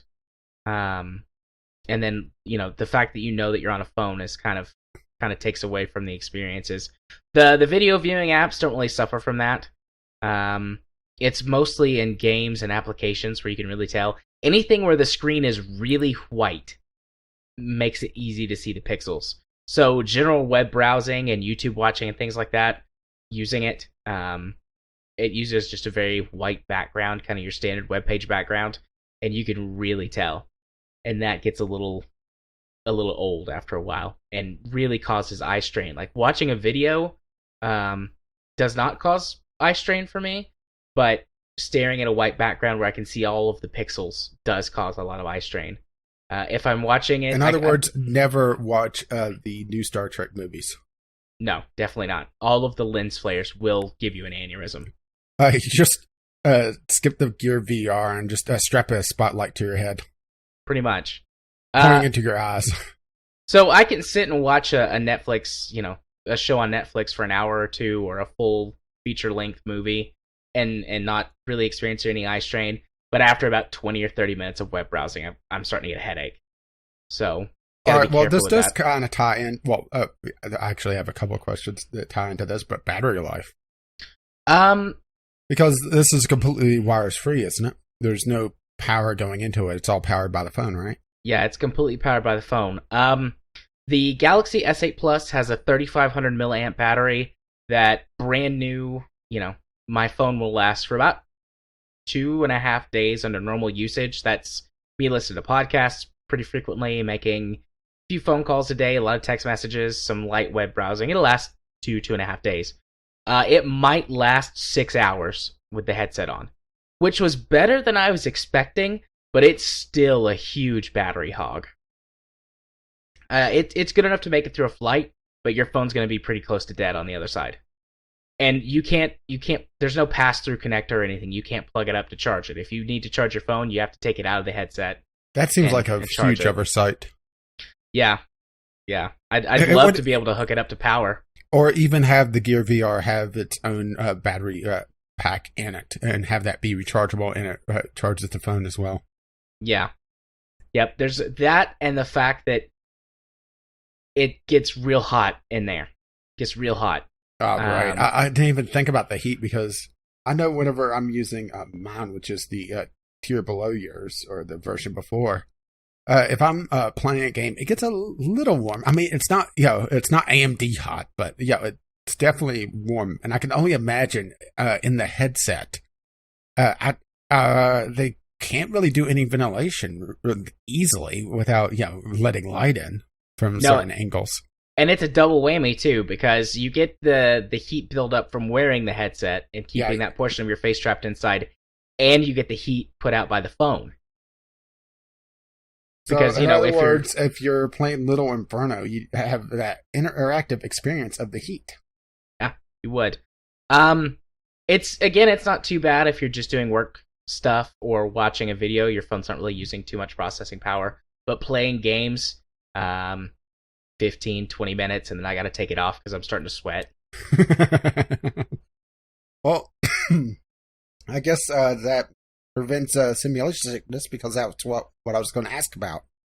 Yeah, so far I haven't experienced any simulation sickness, even from playing things that are like, check out this vomit-inducing game demo, or check out this vomit-inducing experience. It's like, no, I'm not feeling it. Like, I mean, this is kind of like trippy. Like, my eyes are, for the first few minutes, are like, what's going on? But it doesn't make me feel sick, which I was kind of worried about because I get motion sickness pretty bad. But VR doesn't do it to me. At least not so far. I'm actually a little surprised, because that's been one of the major things. Well, it's been the screen door effect, which is something that you've already mentioned, and simulation sickness. A lot of people complaining about it. Yeah. And it may just be you. And I know I think it's Japan that the medicine that helps prevent simulation sickness it's sold like candy almost. People take it like crazy because they're addicted to VR. Yeah, there's only been one game that made me even have like a little flutter of upsetness in my tummy, and it was like this extreme roller coaster experience. And it took about 10 minutes before I started to feel a little bit queasy. But I mean, it's nowhere near the level of, for example, simulation sickness that I experienced when I watched Hardcore Henry. If you remember, I talked about that. Like, I was so sick, I had to wait. I had a thought. What? Hardcore Henry on this.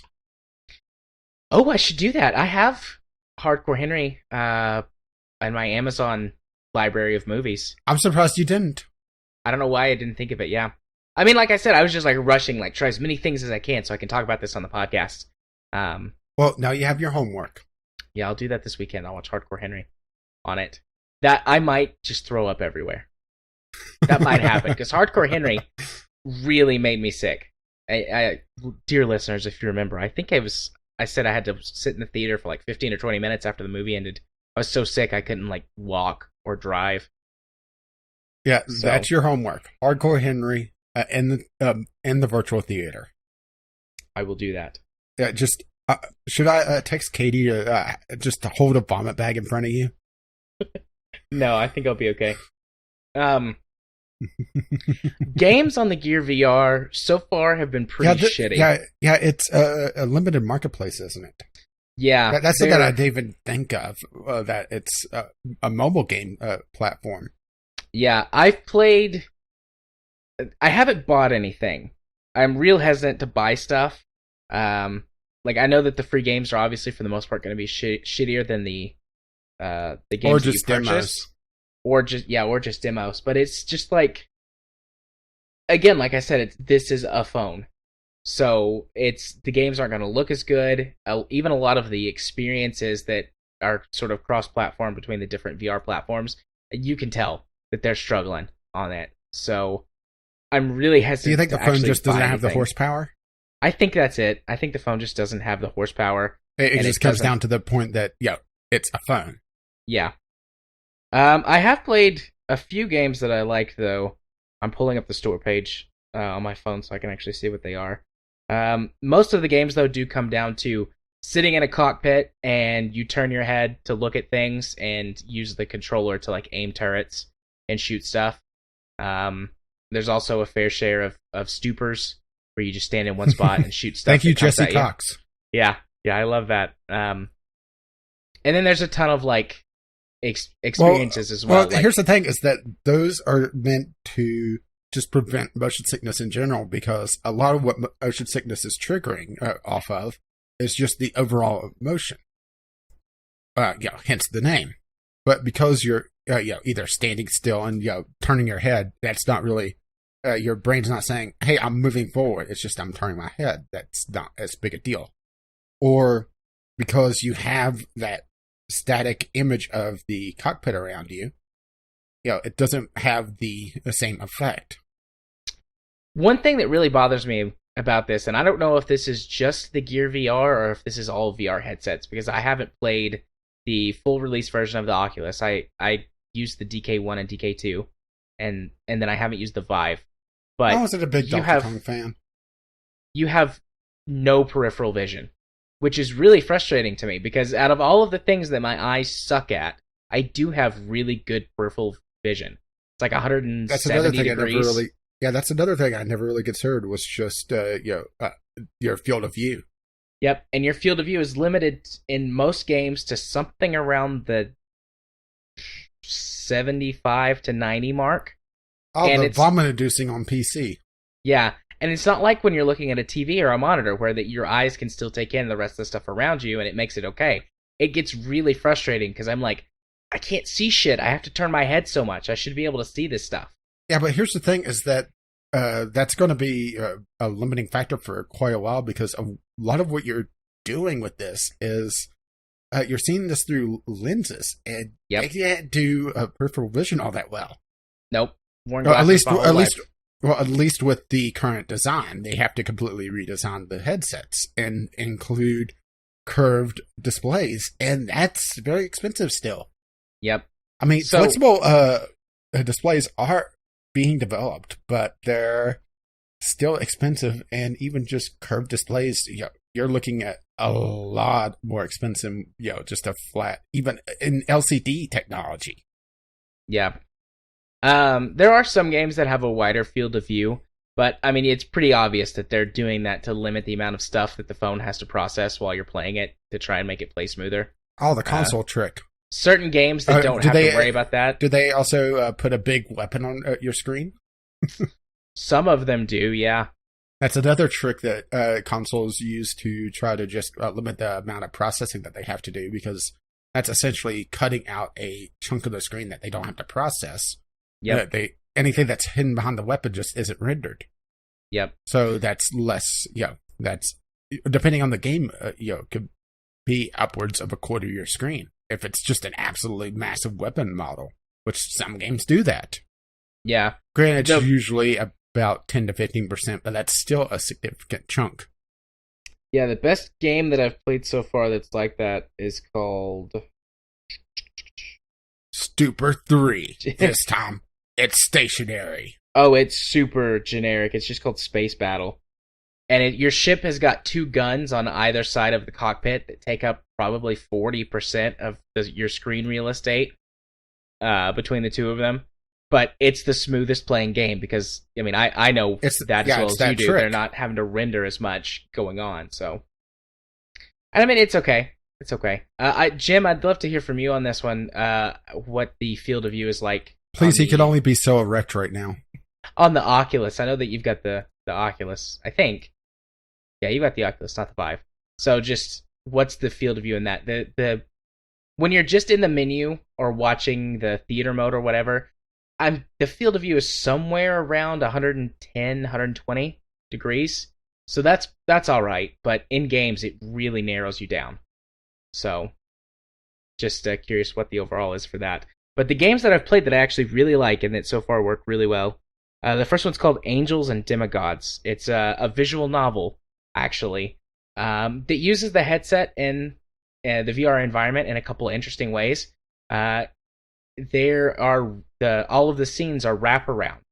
So sort of the main action is going on in front of you, like the main characters that you talk to, but you can look around to see more of the scene, and sometimes the characters have been unreliable narrators, or they just straight up lie to you. And you can turn around and look behind you and see something that they're denying or don't mention. And interesting. So it uses that in an interesting way. I'm hoping that as I get farther into it, that there's more characters to talk to if you actually look around your peripheral and kind of explore the VR space.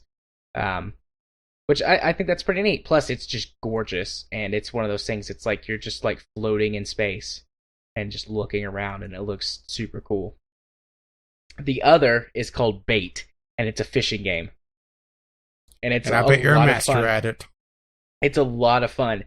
You're this fishing guy that works for an aquarium that goes out and catches exotic fish.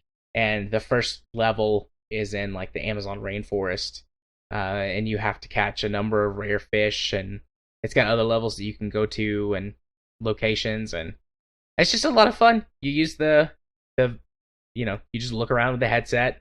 It's really gorgeous. It's got a cute art style, not too realistic but not too cartoony. You use a controller to flick your fishing rod and reel stuff in. It's good fun. Good fun. Well, I can't really pick on fishing games because I like fishing. I know. I knew you'd like that. It's a very relaxing thing. It's just a lot of games don't do it well, or it's very shallow. Yeah, and it's a game that uses the VR space pretty well too. There's stuff around you, like you've got a radio that you can interact with and turn off and on and set the station, and you've got like a phone you can pull up that... Tell me, do they ever tell you, if you want to listen to the station, you must pay? So far, that hasn't happened. You can... Basically, what you can buy is like... I mean, it's a stamina system. You can only fish for so long, and then you have to take a break. But you buy energy You can only drinks. play with your rod for that long. Yeah, you can only play with your shaft for so long. But you just buy like energy drinks or coffee or whatever, and then you can fish for longer. It's nice that they actually theme it. Yeah. Because that's the thing, is that usually it's a little bit immersion breaking. So it's nice that they're saying, I'm feeling tired, but I could drink some coffee and fish for a little bit longer. Yeah, you can also buy premium baits.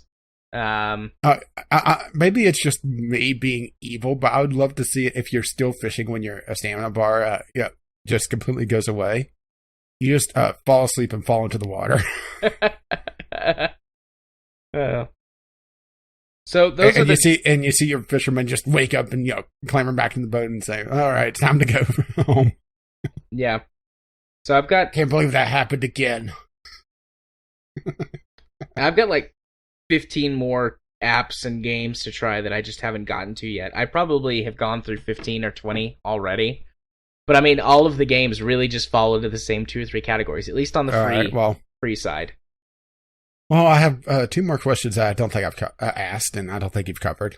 Okay. And I realize that you got this for free, but I'm still going to ask it.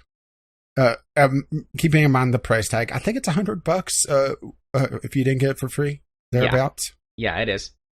Is it worth it for the experiences that you've had so far? Hard to say. I think it is if you're not expecting to play games on it. I think if you're purchasing this as a sort of a something you throw in your bag with you and take on a trip, so that you can, like on a plane or on a long bus ride or whatever. Or a train or automobile. Yeah, planes, trains, and automobiles. Have something to... a new way to experience media. Or if you're looking for something to have as like a talking piece, a party piece in your home. Because at our housewarming, all of our friends, like, we were talking, and I mentioned to one of them that I got the Gear VR, and he was like, "Oh, I've been wanting to try a VR headset." And so for like an hour or an hour and a half, everyone that was there was like, "Let's try on the headset." And it's got this thing called like the Oculus, now everybody has lice. Called like the Oculus demo or something like that, and it just like teaches you how to use the headset, and it's got some really, really cool looking scenes with like dinosaurs and stuff. And just everybody ran through the demo, and they're like, "Wow, that's really cool." Like as a party piece that you use to watch movies and do work on, I think it's worth it. If you're expecting to play games on this and really enjoy the games, I don't think it's worth it. So it's all about what you're expecting when you get out of it. All right. Well, my other one is, and I realize that battery is going to be a big problem for this, but do you see it being open to more long haul gaming, or do you think it's going to be more with the experience model of, playing something for a little bit? Or, just it's going to be your new Netflix machine? Not yet. This is still the first iteration of the Gear VR as far as I know. And while there have been several phones that have come along and have made improvements, the 2 biggest things are the screen resolution, your pixel density, and battery life. And those things still aren't there yet on this to make it a long form gaming machine. Well, honestly, I think for the screen problem, they have to go to a 1440. Yeah. Because the way that they're going right now is they're staying at 1080p and just making the screen bigger. That's going to make the screen door issue more apparent. Yep. But so that prevents it from being that. But as far as like, if you want this for like a sort of a high quality Netflix machine or something like that, say you live in a small apartment, but you want to have a home cinema experience, I mean, this is perfect for that. You can easily get through a couple of movies with it. So something that I haven't talked about yet, it's not very heavy, so your head doesn't get tired holding it. The biggest issue is, like I said, it gets hot in there. But if you isn't it very light on electronics inside of it? It's mostly just talking to the controller, because it gets its power from the phone. It has no internal power whatsoever, and that's a lot of weight. It would be the battery. Yeah. I mean, it weighs. Let me pick it up here. I mean, the headset weighs maybe a pound plus the weight of your phone, so 2 pounds thereabouts, 2-3 pounds, depending on which phone you have. So how tight a fit is it with the phone? I mean, could you do you have to remove it from a case? You do have to remove your phone from a case. I've got one of the hard the tempered glass screen protectors, and that's fine. So obviously it would work with just the what are they, those little stick-on screen protectors? But you do have to take it out of the case. And it's not. There's actually room for this thing to fit in there with the case on. But what I was thinking, battery life was get a battery case. But you can't fit it, so it doesn't matter. Yeah, there's actually room for this to fit in there with the case, but the connector where the phone actually plugs into it is very small and does not accommodate any cases. So in other words, you may be able to change that with a little bit of electronic wizardry, or just a third-person mod to it. It also comes. It at least comes with one other adapter. So the S8 Plus and the default in the headset itself is USB-C, but you can actually remove the connector, and it comes with a different connector that is micro USB for older phones. Because I think this supports, I think all the way back to the S5 line. So yeah, I know mine is supported in it. So if they just released one version behind, if they just released a connector adapter to it that had more space in there, where you could actually slide a case in. I mean, my phone case would fit in there. I mean, if you've got like a really big OtterBox or something like that, like something that adds a lot of bulk to it for extra protection. Well, what about my case that I have that's modeled after a 1980s phone? Yeah, that definitely wouldn't fit. Oh, damn. I mean, sure, it's heavy, but at least it has a good battery life. Yep. But so, anyways, it's not too heavy on your head. I haven't really experienced any fatigue outside of eye fatigue, eye strain from certain applications. It fits well. I'm never afraid that it's going to fall off of my head. The straps that come with it to hold it on your head are adequate, and you can lock the phone in the case. I mean, it snaps in anyways, but you can leave it unlocked. So there's someone like you accidentally bumped it, or someone accidentally bumped you, or they were being like cheeky or whatever and trying to make you look dumb. You can lock it so that. Well, to be your fair, phone you won't already fall have out. the gear set on, so you do look real dumb wearing this thing. I mean, you don't care when you're using it, but anyone that sees you is like, yeah, they look really stupid. But I think that's no. Just... I know what you need to do to fix this. Googly eyes. Oh, that would be great. That's your new mission. Hardcore Henry, and get a pair of decently sized googly eyes and put on your Gear VR. Okay. But you also have to tell me what Katie says whenever she sees it. Probably that I look fucking stupid. Well, then you put the angry eyebrows on it as well. So I almost forgot. VR porn. VR porn's real weird, guys. It's real weird. It's you look at like I'm a fat guy, so when I look down in VR porn and it's like these really chiseled abs and like this huge penis. I mean, my penis isn't like tiny, but I don't have like a 9-inch penis. It's like, yeah, I know that's that attitude. I know that's not my stomach. I know that's not my penis, and it's real weird. Plus, they do lots of things that doesn't happen in other styles of porn, just because I think like they can get up close and they're using super high resolution cameras and things. It's just weird. It's it's right there in the middle of the uncanny valley. It's unsettling because it's like this is not real. I know that this is not real, and that is weird to me because my brain is telling me this is real, but then also that it's not real. It's honestly not very enjoyable. Well, there's a first for Jared. Yep. I mean, it's alright if it's like, hey, you want to watch some VR porn? Like, yeah, sure, I guess. I wouldn't like turn somebody down if they were like, hey, you want to watch some VR porn? But I'm not actively going to seek VR porn very often, if ever. Very often. I mean, every once in a while, it's like, yeah, I could go for some VR porn. Let's see how it's coming along. Another issue is quality, actually. It takes a lot of bandwidth to use it at higher quality levels. So if you're not like allowing it time to buffer or downloading the videos themselves and then playing them using the video player, then you're getting a lot of pixelated people. And that makes the Uncanny Valley stuff even weirder. Because it's like, well, you're no. a pixel person. No.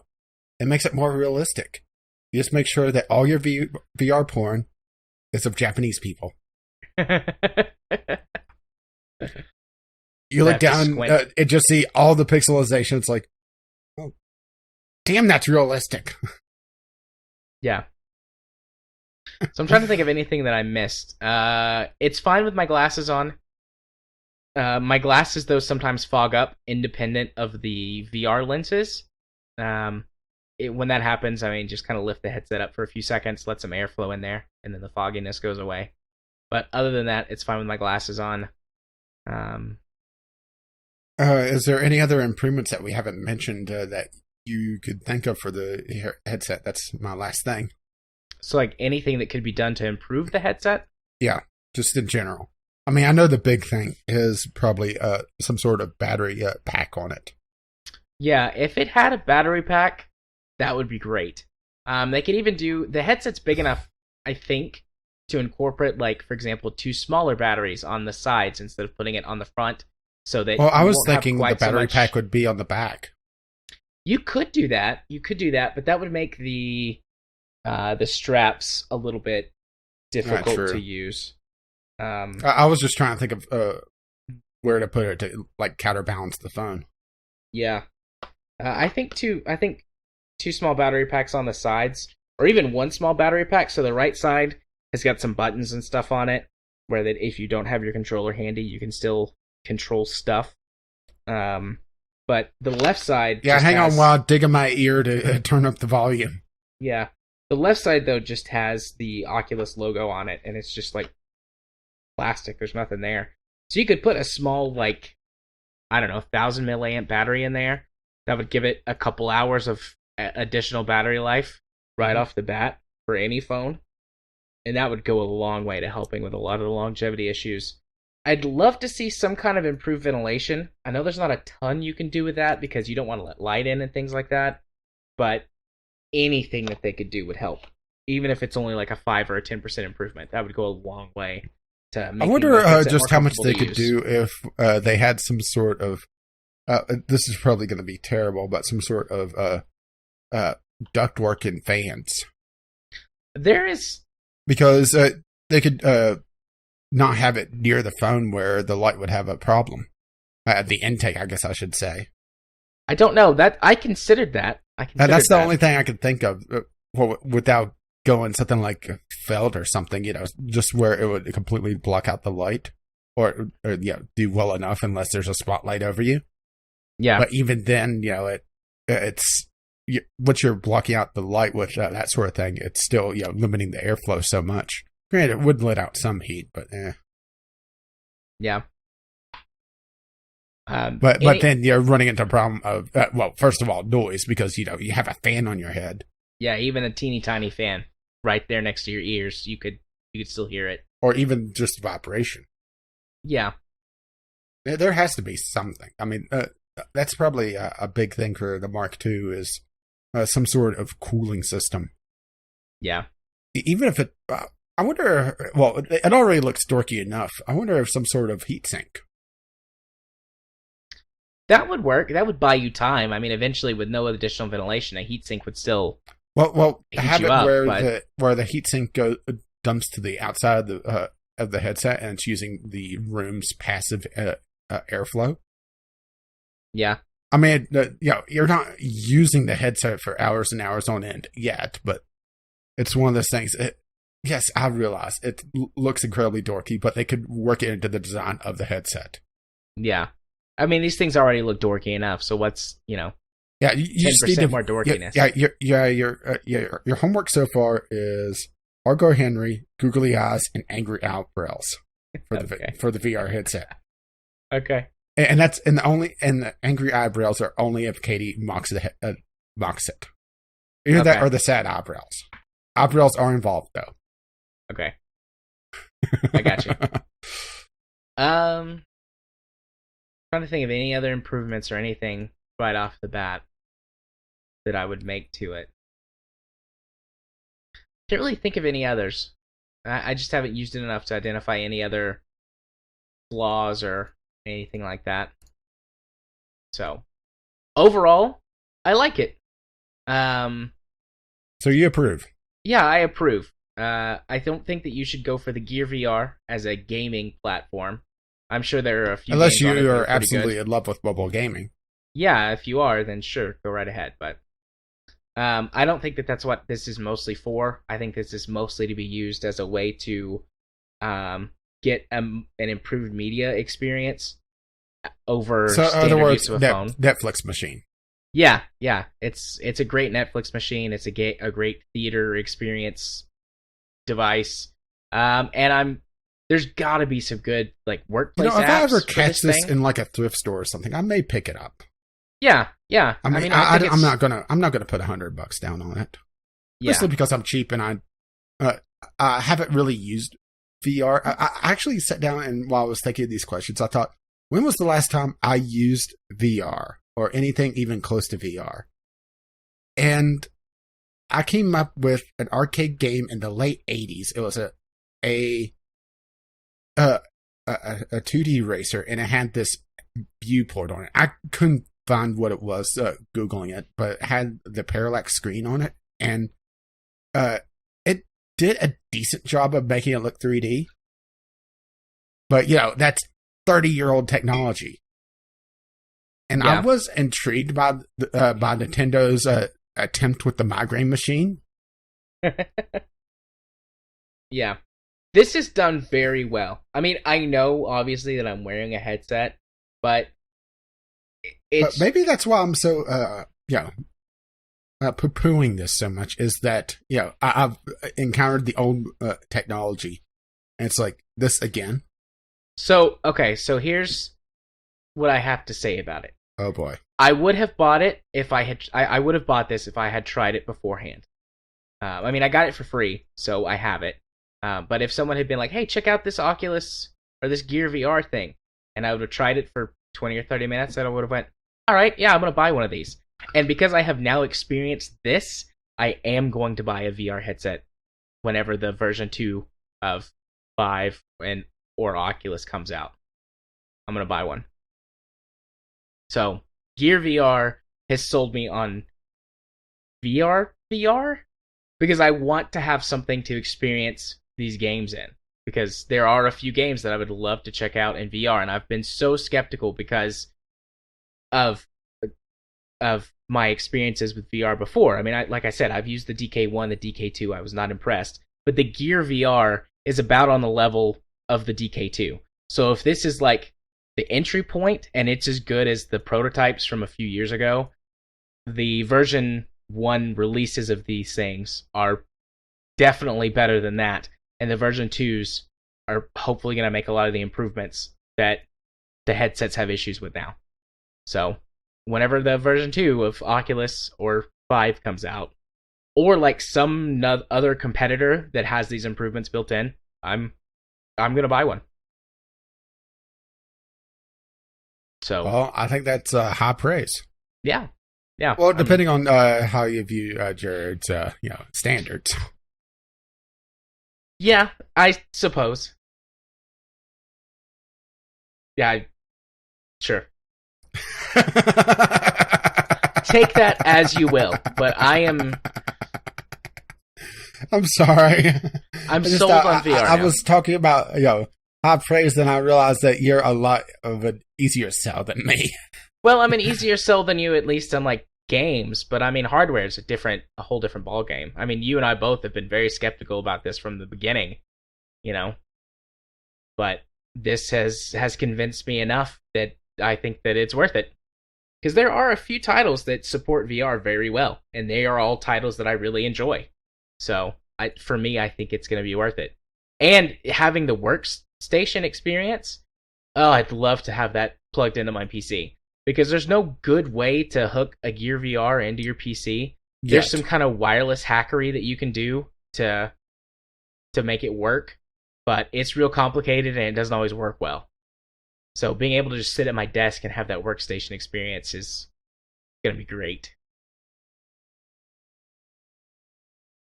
So, yeah. Which that's actually a lot of software for the Oculus is that workstation type of stuff. Yeah. And virtual monitors I've seen a lot of. Which is about the same thing, actually. Yeah. I mean, that's, like I said, that's like my number one favorite thing, is the workspace. And then the media center after that. So, it's cool. It's cool. I haven't taken it into the office yet. I'll probably take it into the office later this week or next week. Just remember, you have to put the googly eyes on it first, otherwise people will mock you. Yeah. Yeah. So yeah, that's how I feel about VR. And how are we going on time? Official We're time at the 2-hour mark. Sweet.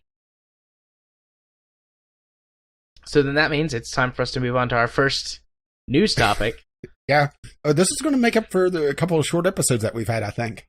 Yeah. So, Valve hires Kerbal Space Program devs. Well, now we know why the Max Exodus happened. Yep, because this took place a few months ago, around that time. So, where's my news article? I've got too much shit up. You need the virtual workstation. I do need the virtual workstation. Here it is. All right. So, yeah, this is at least what's coming out so far is very limited news. They are teasing that there's going to be announcements later on, though. So, is Valve actually working on games outside of VR stuff now? Are we gonna see a Valve budgeted Kerbal Space Program like game? Because remember, Valve has a history of getting these companies, or getting these teams, I should say, not companies, that have done really innovative stuff. Let's see, Portal 2, yep. Or Portal 2's Gel System, that's a student game. Portal was a student game. I thought the original Portal was based on a Game Jam game, and they got the team. It was either a student game or a Game Jam game. I can't remember which. I maybe just putting those two terms together in my head. But, I guess it doesn't really matter all that much. They saw it somewhere and snatched. Yeah, they saw essentially a prototype. Yeah. They got the original creator of Dota for Dota 2. They brought in several mod makers over the course of Team Fortress 2's lifetime to add to the team. Yep. So they have a history of doing this. and making use of that talent. So it's going to be very interesting to see what happens with the formal Kerbals. Yep. And about them too, I almost said I'm in two minds about it. I'm not really sure if that's the right way to say it, but just like, there was that whole scandal that came about, how that Squad was not paying people enough. And they were paying them on Mexican standards, including the international teams. Yeah. So depending on who came over, they might be making a hell of lot more of money now, especially compared to then. I mean, I don't know Yeah, how I much haven't Val seen pays, any but actual names yet, but there has been some clarification saying that Squad is not joining Valve, and the core team for KSP is still there. Granted, I think the core team now is down to like 1 or 2 programmers. yeah. But so I'm happy for those guys for finding an opportunity that will give them the wages that they deserve. But yeah, it's going to be, like I said, interesting to see what happens with this, because I do not see Valve hiring these guys and just letting them do nothing in the company.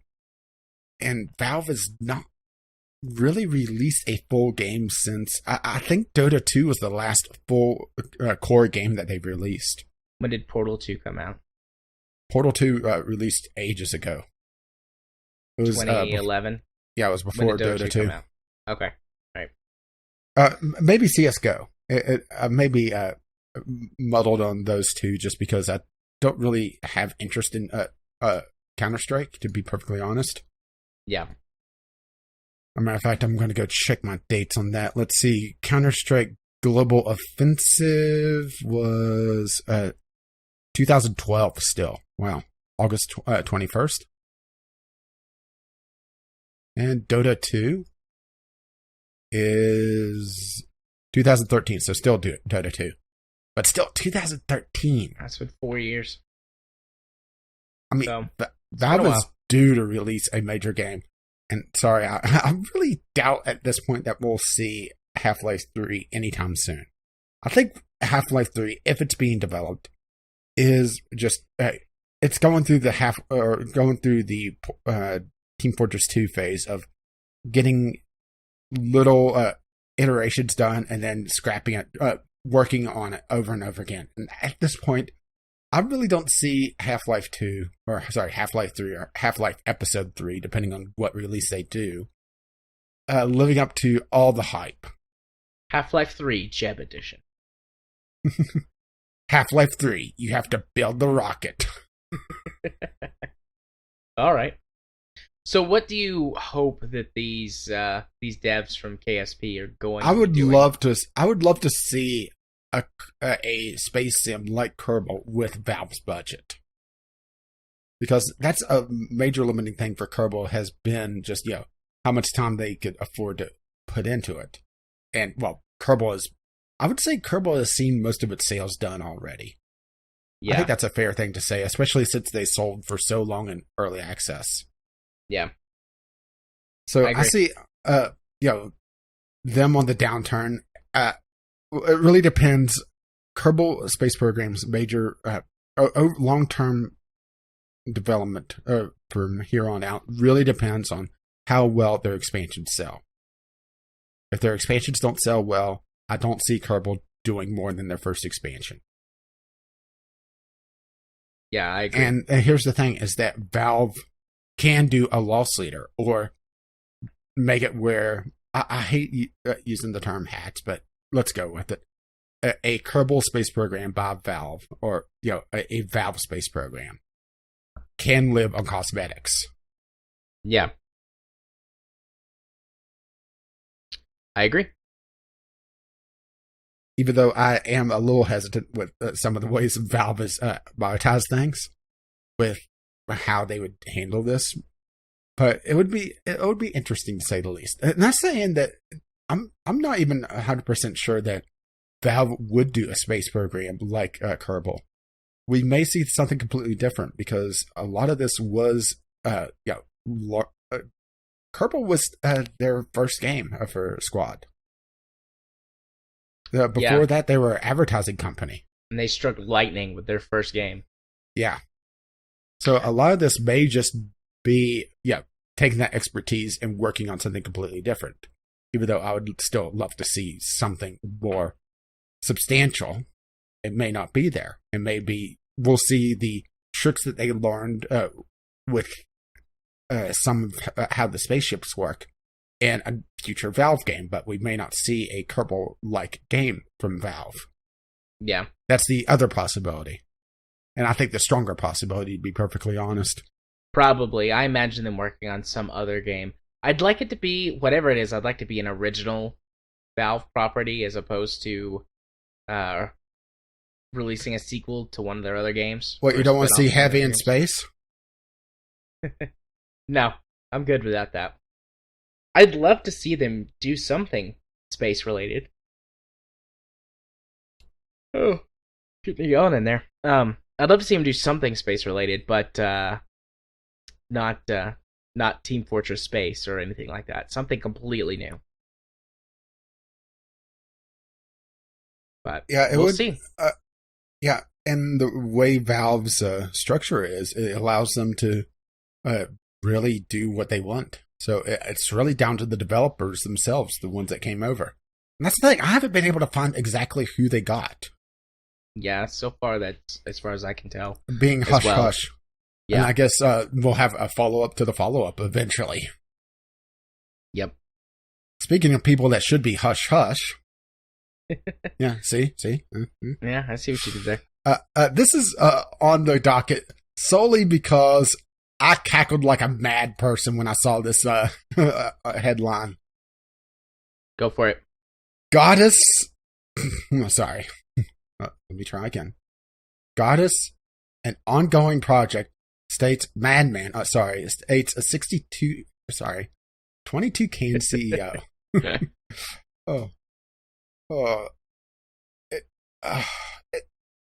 First of all, Godus isn't dead. Well, there's news. Yeah, I thought it was dead. They're talking more about Godus as a mobile game, which didn't they get in trouble with going mobile to begin with? Let's see. Godus has been in trouble a lot. Wow, that's a lot of red. I just went to their store page just to see when the last update was. Yeah. Okay, I want you to guess. Overall reviews. What is the percentage of positive? The overall number is 5,071. What is the percentage of positive reviews? 23%. 29. Yeah. Yeah, but recent it's 19. I mean, damn. It's just not a good game. Well, the thing is that it's a mobile game that they released on PC. It's still in early access, by the way. That's the thing, is that it's still in early access. After 4 or 5 years? Let's see. According to this, the last update... I'm wanting to make sure because there's a curator that I follow that follows or reports on abandoned games. What is the? Do they not have a news tab on this? Was it been that long that they don't even have the news tab? Yeah, I don't see any. Oh no, there it is. Hang on. Let's see. Last update was it was a community update, but this was the Godus Wars, not Godus itself. All these updates are to Godus Wars. I don't count that. That's a separate game that's focusing more on the combat. Looks like the last update was in 2016 to Godus Wars, and that's still over a year now. Yep. And that was the game that they abandoned Godus for. Yep. Wow, so they abandoned that too? Yeah, it looks like it. Their news thing is just all the articles say, "Where's Godus? Where's the updates?" from various sites. It looks like 2015. Damn. That's longer than I thought it was. I was just thinking 2016, early in the year. Well, that's a thing. Yep. So, if there's a reason why if Peter Molyneux even thinks a game is a good idea, I stay away from it. Yeah. He's always had issues, but at least his games before were Peter more feature Molyneux complete. Peter Molyneux is like George Lucas, and hang on to your angry letters, please. Let me finish. He needs someone to hold his leash. He has good ideas, but if he is allowed to run rampant, you get this. And also, I don't think George Lucas is nearly as bad at promoting his stuff and saying outrageous things. At least as far as I know. Yep. So that's really all I mean, I don't really have anything to contribute. When also the line, 22 cans is turning Godus completely mobile. So in other words, if you bought this on, if you supported this on Kickstarter because you wanted a God game on PC,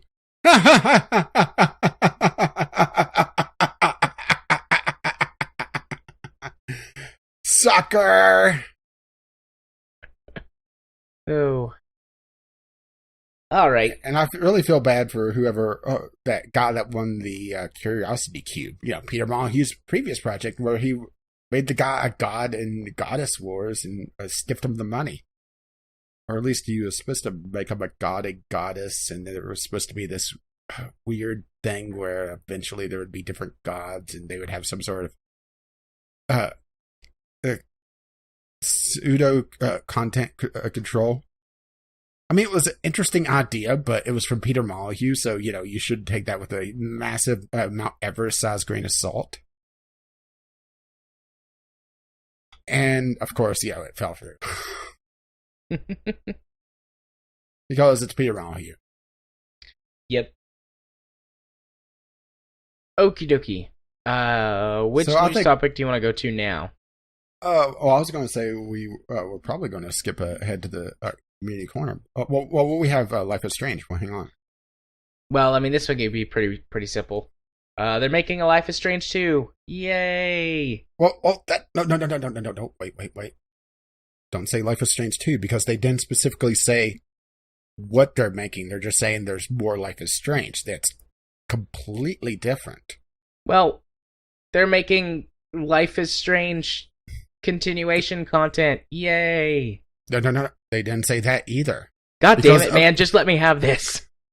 I'm trying to temper expectations. I'm being the wet blanket that I am. Well, you're not going to temper these expectations. I'm going to keep saying yay. Well, here's the thing is that we don't know what they're developing. So we're likely just going to sit here and speculate for the next 15 or 20 minutes. They're making Life is Strange related content. Yay. Is that good enough for you? Fine. I'll let you have that. Okay. But the reason why I don't want to say Life is Strange 2, because that implies some sort of a sequel or continuation, and they don't specifically say that. They say more in the Life is Strange universe, which could mean a lot of different things. And the way the Life is Strange universe works, well, who knows what that could be. Honestly, I would love them to say, we're not touching Arcadia Bay at all. The first game, there'll be a couple of mentions of it, but it's a completely separate story. And okay. I'm not even sure if I would want to, depending on the ending you get, and there's going to be Life is Strange spoilers. I mean, we had the massive spoiler cast last month. But just in case you're new to us. Depending on the ending, you can have a continuation to the story with Max and Chloe, but at the same time, you could have it where Max is dealing with, all the stuff that she's seen that never happened. So, it's very tough to do a satisfying continuation of that story without leaving, half of your consumer base being like, what the fuck? Yeah. Particularly since the storyline where you save Chloe and basically condemn the town. It was it felt like it was thrown together, really. It felt less fleshed out than the sacrifice. To be perfectly honest, maybe it's just the fact that the save storyline or the save ending was just one cutscene, while the sacrifice was about 5 minutes of cutscenes. Yeah, I didn't feel like it was rushed. I just felt like that's like as far as you could go with that. But I mean, I could, I guess They could have shown what happened in the town more than just drive through and you're gone. Yeah. But they could have it where it's a separate town somewhere with different powers. That would be interesting. Yeah. And it's just more of talking about a game that we both really enjoyed. Granted, I didn't really enjoy the ending all that much, but it's mostly because of I think it's just that they ran out of time. Yeah. Coincidentally enough, right? Yeah. A game about time travel and they're rushed. I would. If they do a connection, I think I figured out the connection point that makes the most sense. And it makes a sense in universe. Even though the thing doesn't actually, after thinking about it for a while after the podcast, doesn't make as much sense in universe. I know, I'm double talking. The Everyday Heroes contest. Have it be another entry. That's the person that you're following in the news story. And the reason why the contest doesn't make sense is the time frame. Right. Because Jefferson announced the winner Thursday, and the story only takes place over the course of 5 days. So you're flying to San Francisco the next day? Yeah. Yeah, you fly to San Francisco on Friday. I mean, granted, maybe it's just, in that alternate timeline, it's, he's not rushing. I don't know. It's because you're not dragging your feet still. But that's why, after thinking about it, it's something that I should have caught originally in the podcast. But have it where it's a different entrant to that contest, their story. And I think that's if they do a completely different story from a different place, that's the connection point that makes the most sense. Yeah. I'd love to see. Did you ever see the TV show Heroes? First couple seasons, then I would say until it got bad, but that was season 2. Yeah, season 1 was the only really good season. Well, Heroes suffered from the writer's strike. Yeah. Because they had a lot better storyline written out or planned, but the writer's strike made it so that they had to rush a lot of elements. Yeah. And then it just, they were bogged down by those changes, and it just kind of snowballed. But anyways, what I'd love to see, and this is super ambitious, and I do not expect this in any way, but I'd love them to develop a series of stories that had other characters with different powers that you controlled, and then eventually they come together and do something all together. I think if it was a different studio, I think they could eventually do that, but the only other game that this developer has made has been Remember Me, if I recall correctly, which also suffered from about the same issues of Life is Strange's ending, was that it they didn't have enough time to flesh out the game as much as they wanted to. Yeah. And I'm just double checking to make sure that I think Remember Me is the one where you. Yeah, you're essentially an agent that remixes memories, but that it's more of a 3D platformer, and that element was only used a couple times. Yeah. Which sucks, because that's the best part of the whole game, honestly. So yeah. I don't want to really speculate anymore. I've already been thinking about Life is Strange today, actually, before I even saw that this topic got put on the list. So, well, I put it on the Discord whenever the first video came out, before any articles started being passed around. I just made Jim's day. yeah. But yeah. I mean, Right. it's good to see that they're working more on this universe, because they did do a very good job on it. Yeah. It's just, where they go from here really is going to define, if they can continue working in the space without being bogged down by more Life is Strange. Or if Life is Strange is going to be that one-hit wonder. Which I really hope it isn't. Yeah. I hope it's more than a one-hit wonder, too. All right. Ready to move on to our community corner? I think so. Let us do it. This one's going to be short this week. No letters. Yeah, and only mailbag's empty. Only, what, 1 or 2 tweets? Well, there was only one tweet, which I didn't write down because it was Jim alerting us to the fact that Valve has picked up the Kerbal space program team. Yeah, they captured Jeb, Bob, and Bill. Yep. Yeah, poor Valentina. She's still working up for her squad. Are you kidding? She loves it now that those 3 idiots aren't there anymore. She gets to die all the time. But thank you, Jim, for alerting us to that, and that was in the docket, so no need to really talk about that. We did have quite a bit of traffic on the question of the week, though. Kind of stole Amy's question. Right? That's fair. What is the best bad game you've ever played? Chemist, I don't really get the concept of a good bad thing. If it was worth my time, it's just good. If not, it's simply bad. It has its flaws, but I could still recommend it, would be the Prince of Persia trilogy, because of the awful combat, I could just never call those bad. But I could just never call those bad. Which I could see that. Yeah, I get that. Let's see, Jim, Duke Nukem Forever. Which I definitely could see that.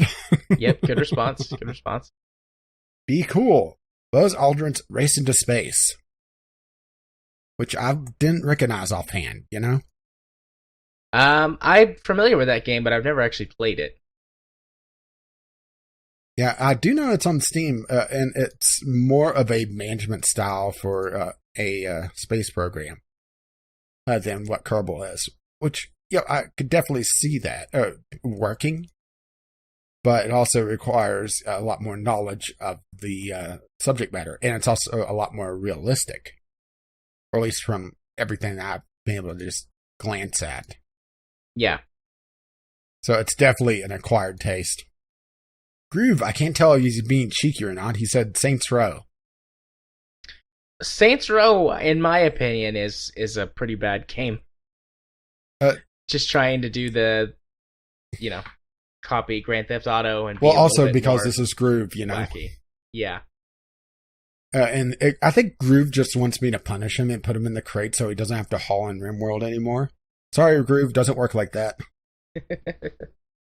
I will say, I do see where Groove could be coming from, that Saints Row can get very repetitive. Yeah. Because even in the story missions, it's the same basic mini-games over and over again. Yep, that does get old. But it's also, Saints Row relies on some more of the crude humor and shock value that GTA used to rely on before they went into characterization and talking about, hey, cousin, let's go bowling. And let's see, Kyle gets in a little bit of an argument. Alpha Protocol, which triggers Chemist to want to fight him. Then Kyle responds, chill, friendo. It was just a fun game that had some flaws due to the complexity of what they were trying to pull off. Plus, I really like this one. And I have played Alpha Protocol. I definitely see where it's flawed. It is very clunky, mostly because they're trying to throw so many different elements in the game. And it doesn't do anyone particularly well. It does them well enough that I can't call them bad. But yeah, I could definitely see where it is a very flawed game. Yeah. And that is it for the question of the week and the community corner.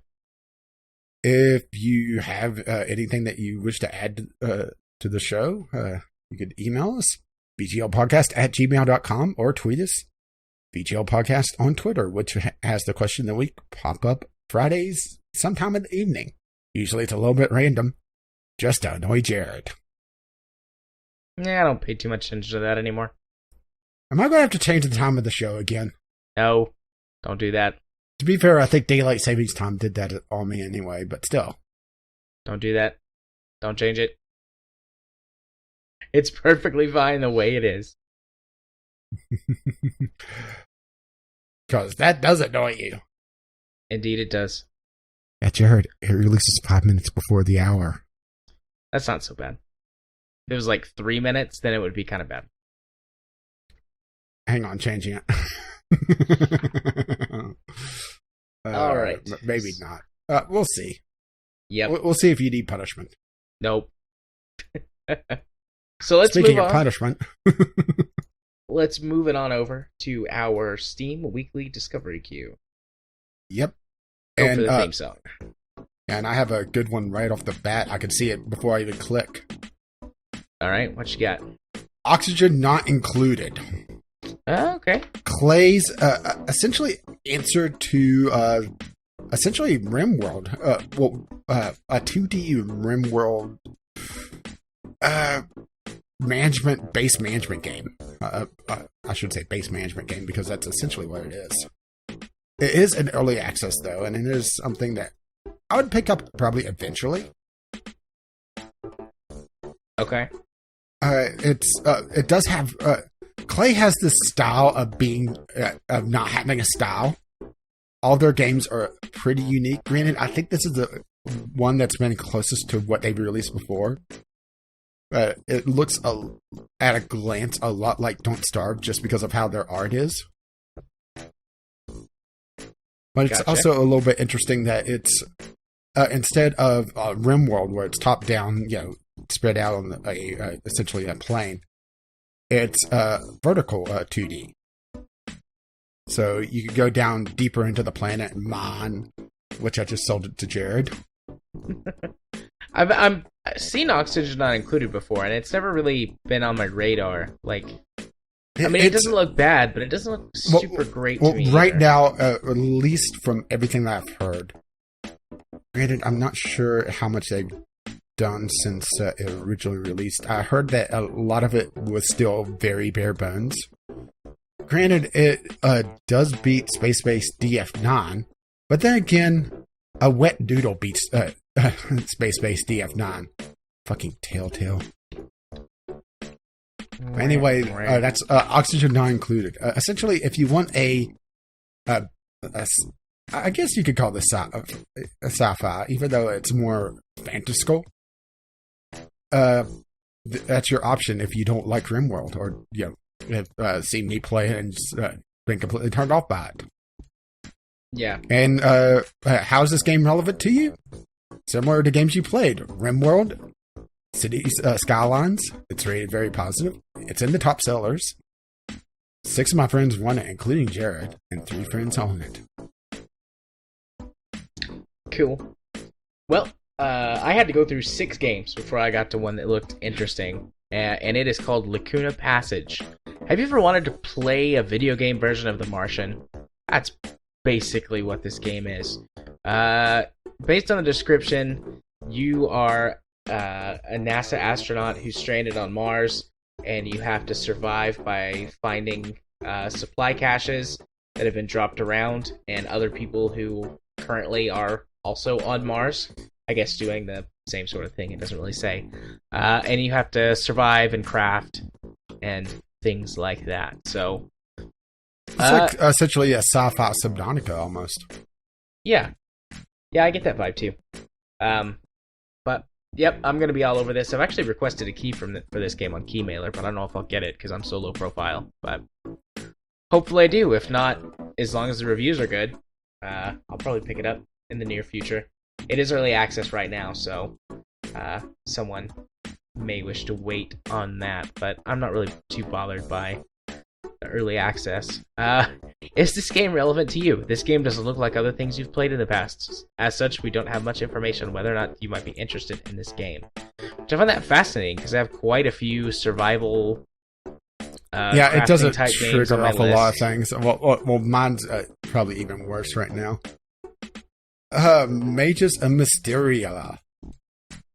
It looks like an action RPG. I don't want to say Diablo-like. Well, let's put it this way. How is this game relevant to you? Skyrim and Magicka.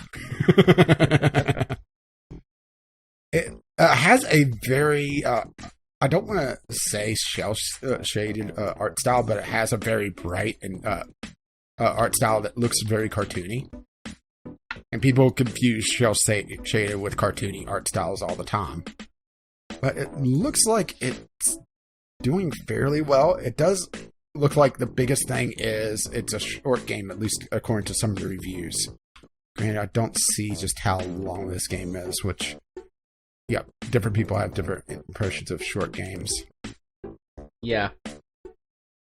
So I got another one. Rails to Riches. This is a...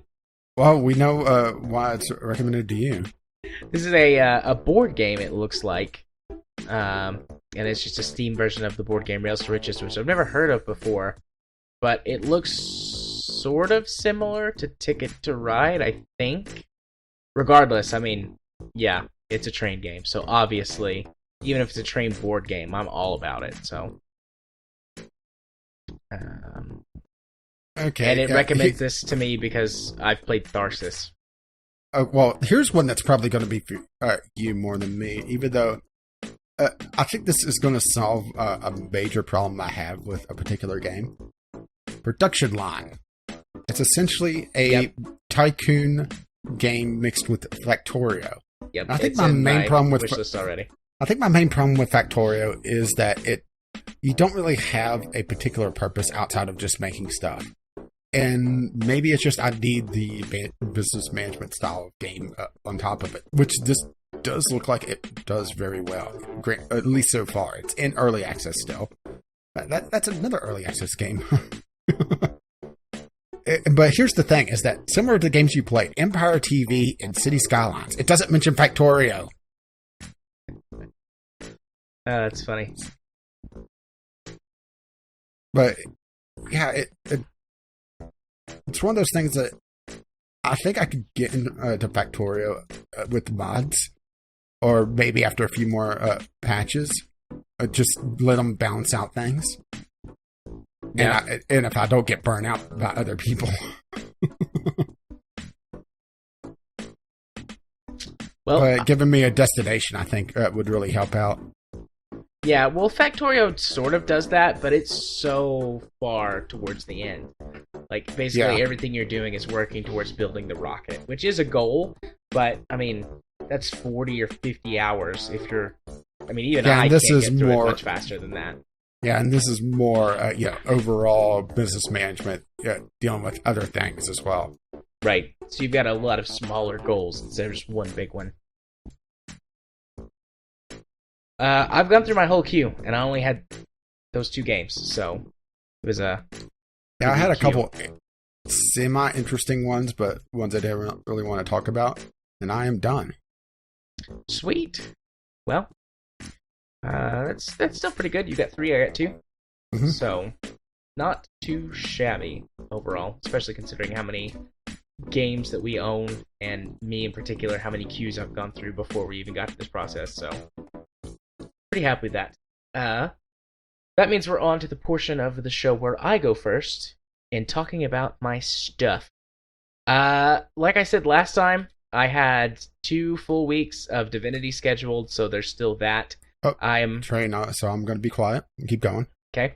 I am actively working on my next project, which is going to be a Let's Play project. I've currently recorded 2 episodes. I'm not going to say what that is just yet, though. I want to get a few more episodes in the bag before I post them and start talking about it. But I've got 2 episodes completely recorded and edited.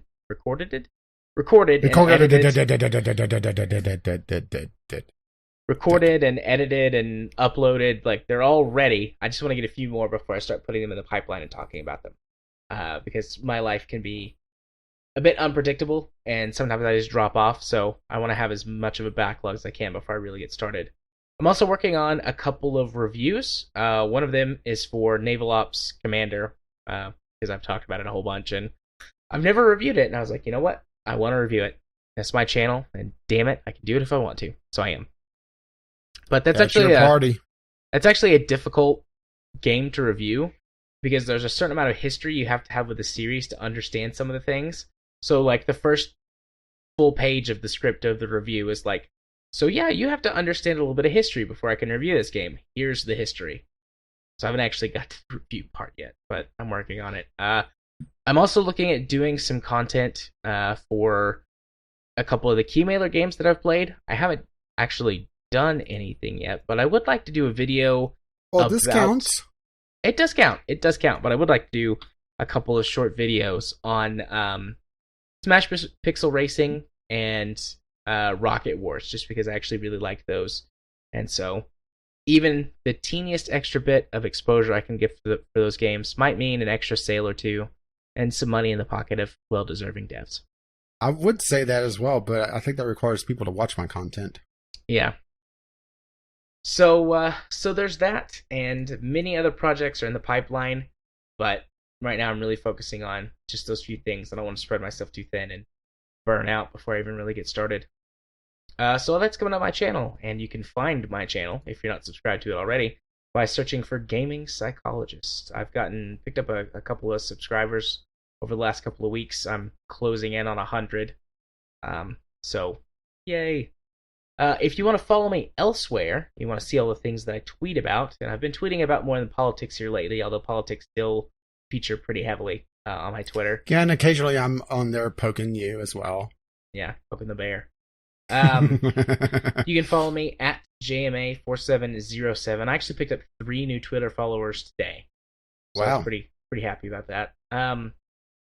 And then if you want to watch me stream games on Twitch occasionally, we're down to once a week regularly. I'd like to do some more kind of intermittent streaming on Monday or Wednesday nights whenever there's the podcast editing goes quickly, or if I have some extra time on Mondays.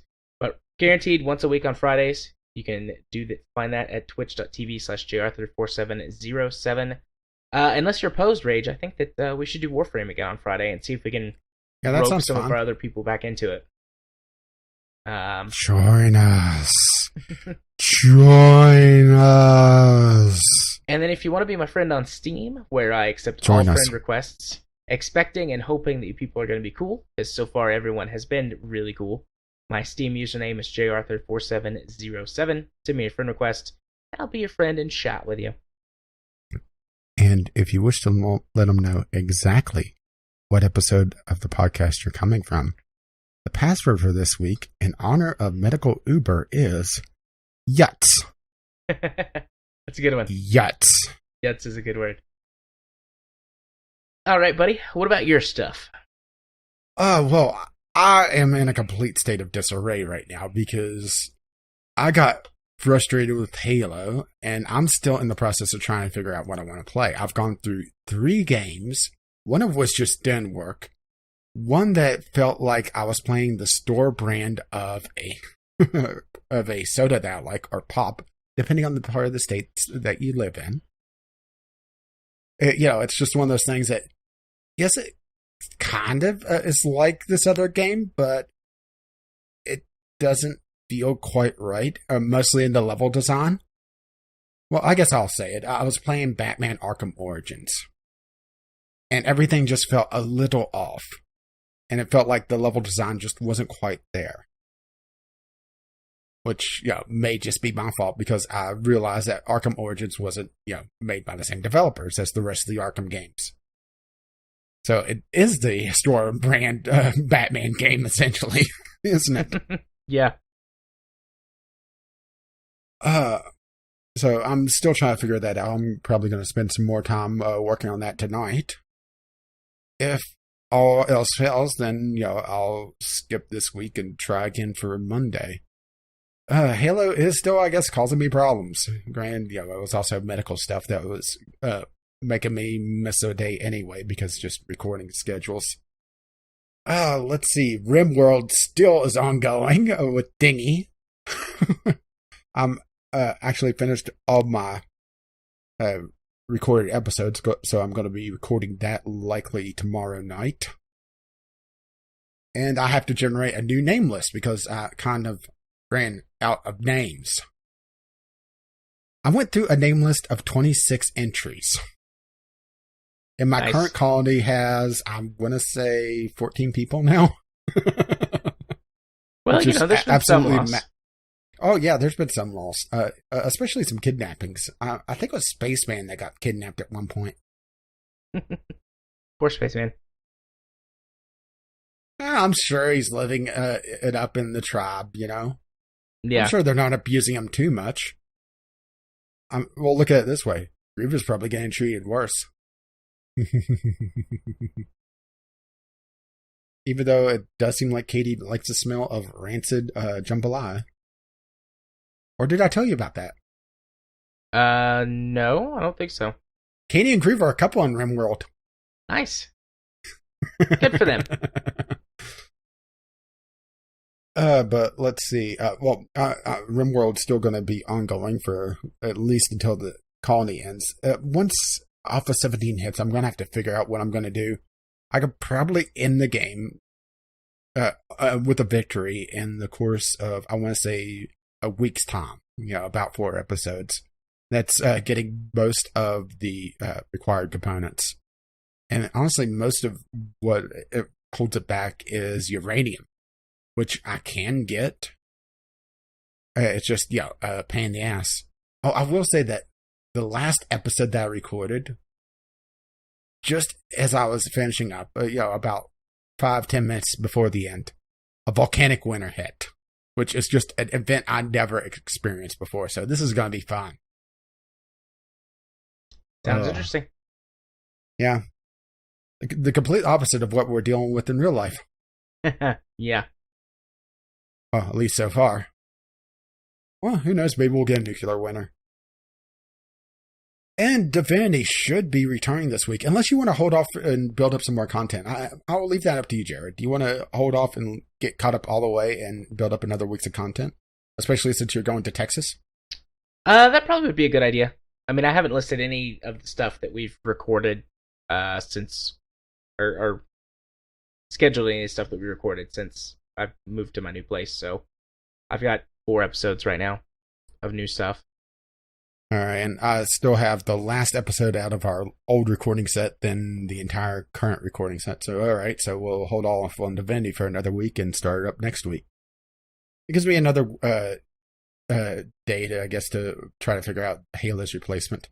Halo's being a pain in the ass. Do you have any requests that you want to see me play? I would suggest going to my library, but tie a rope around yourself first. I don't know. I'll take a look at it later and make a suggestion. Well, you do have to realize that I have to record tomorrow, right? Because I also have to do RimWorld. I see. Well, I'll try and get to it soon. First thing in the morning after I've had some sleep. If Jared disappears, I would say go look at my library and just follow the smell. But, some of the indie games in there are kind of stinkers, so that may not work. Considering I have 2 copies, or 2 versions of There's Poop in My Soup. Yes, they made a sequel. Of course they did. And, of course, the Sunday Sampler, which, well, as I talked about a couple hours ago, was Tomboys Need Love 2, and I think I know what I'm going to be doing for this week. And it's something of... not as niche a game, I think. It looks very, very interesting. But the Sunday Sampler is going to have trouble coming up because we have the Steam Summer Sale coming up, and that's usually, dries up the game. So I'll be going to the backlog, and I'll likely, put out a list of games to look out for after the summer sale hits. And you can find all of that, including this podcast, on my channel, Gaming with Caffeine Rage. And if you wish to see me tweet somewhat randomly, me getting angry at Bethesda, well, I think was the big one last night. You can find that over at Gaming with CR on Twitter.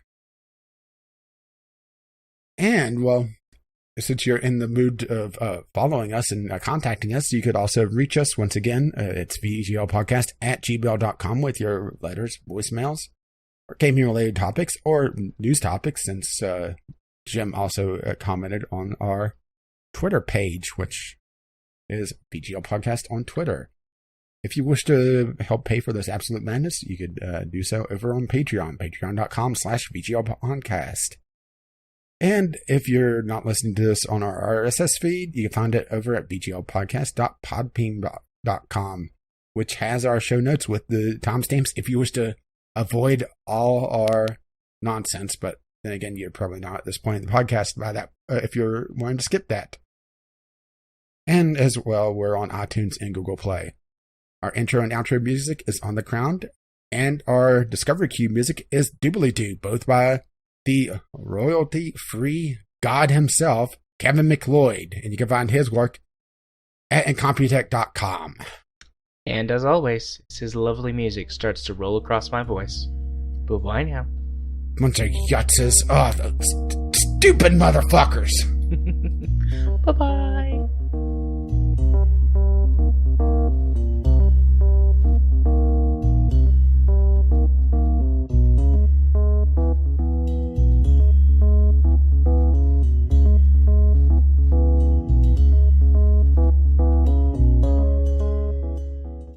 Okay, I'm back. Welcome back. And I was right in my water. I had just enough to last the first break.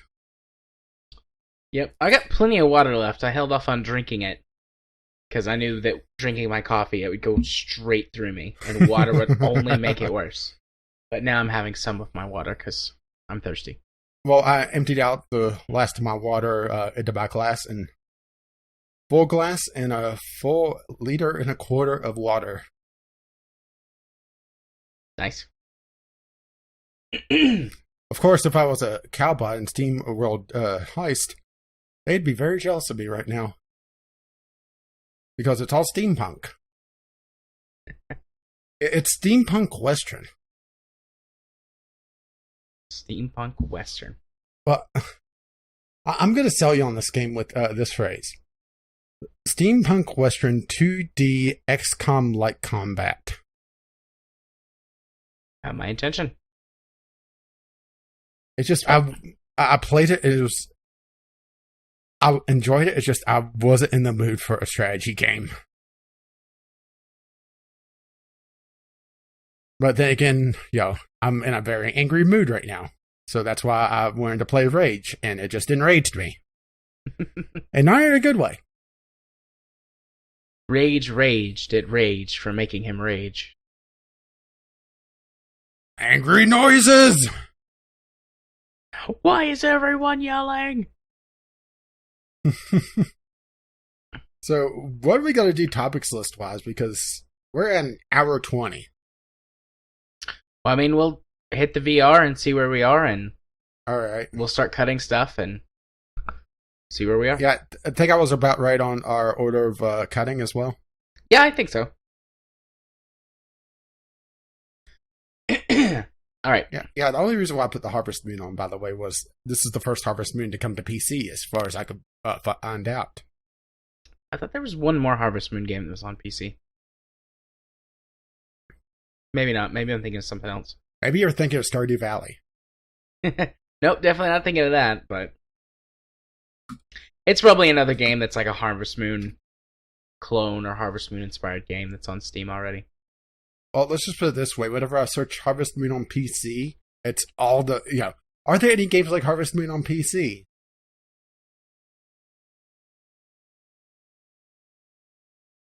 Let's see. What games are like Stardew Valley?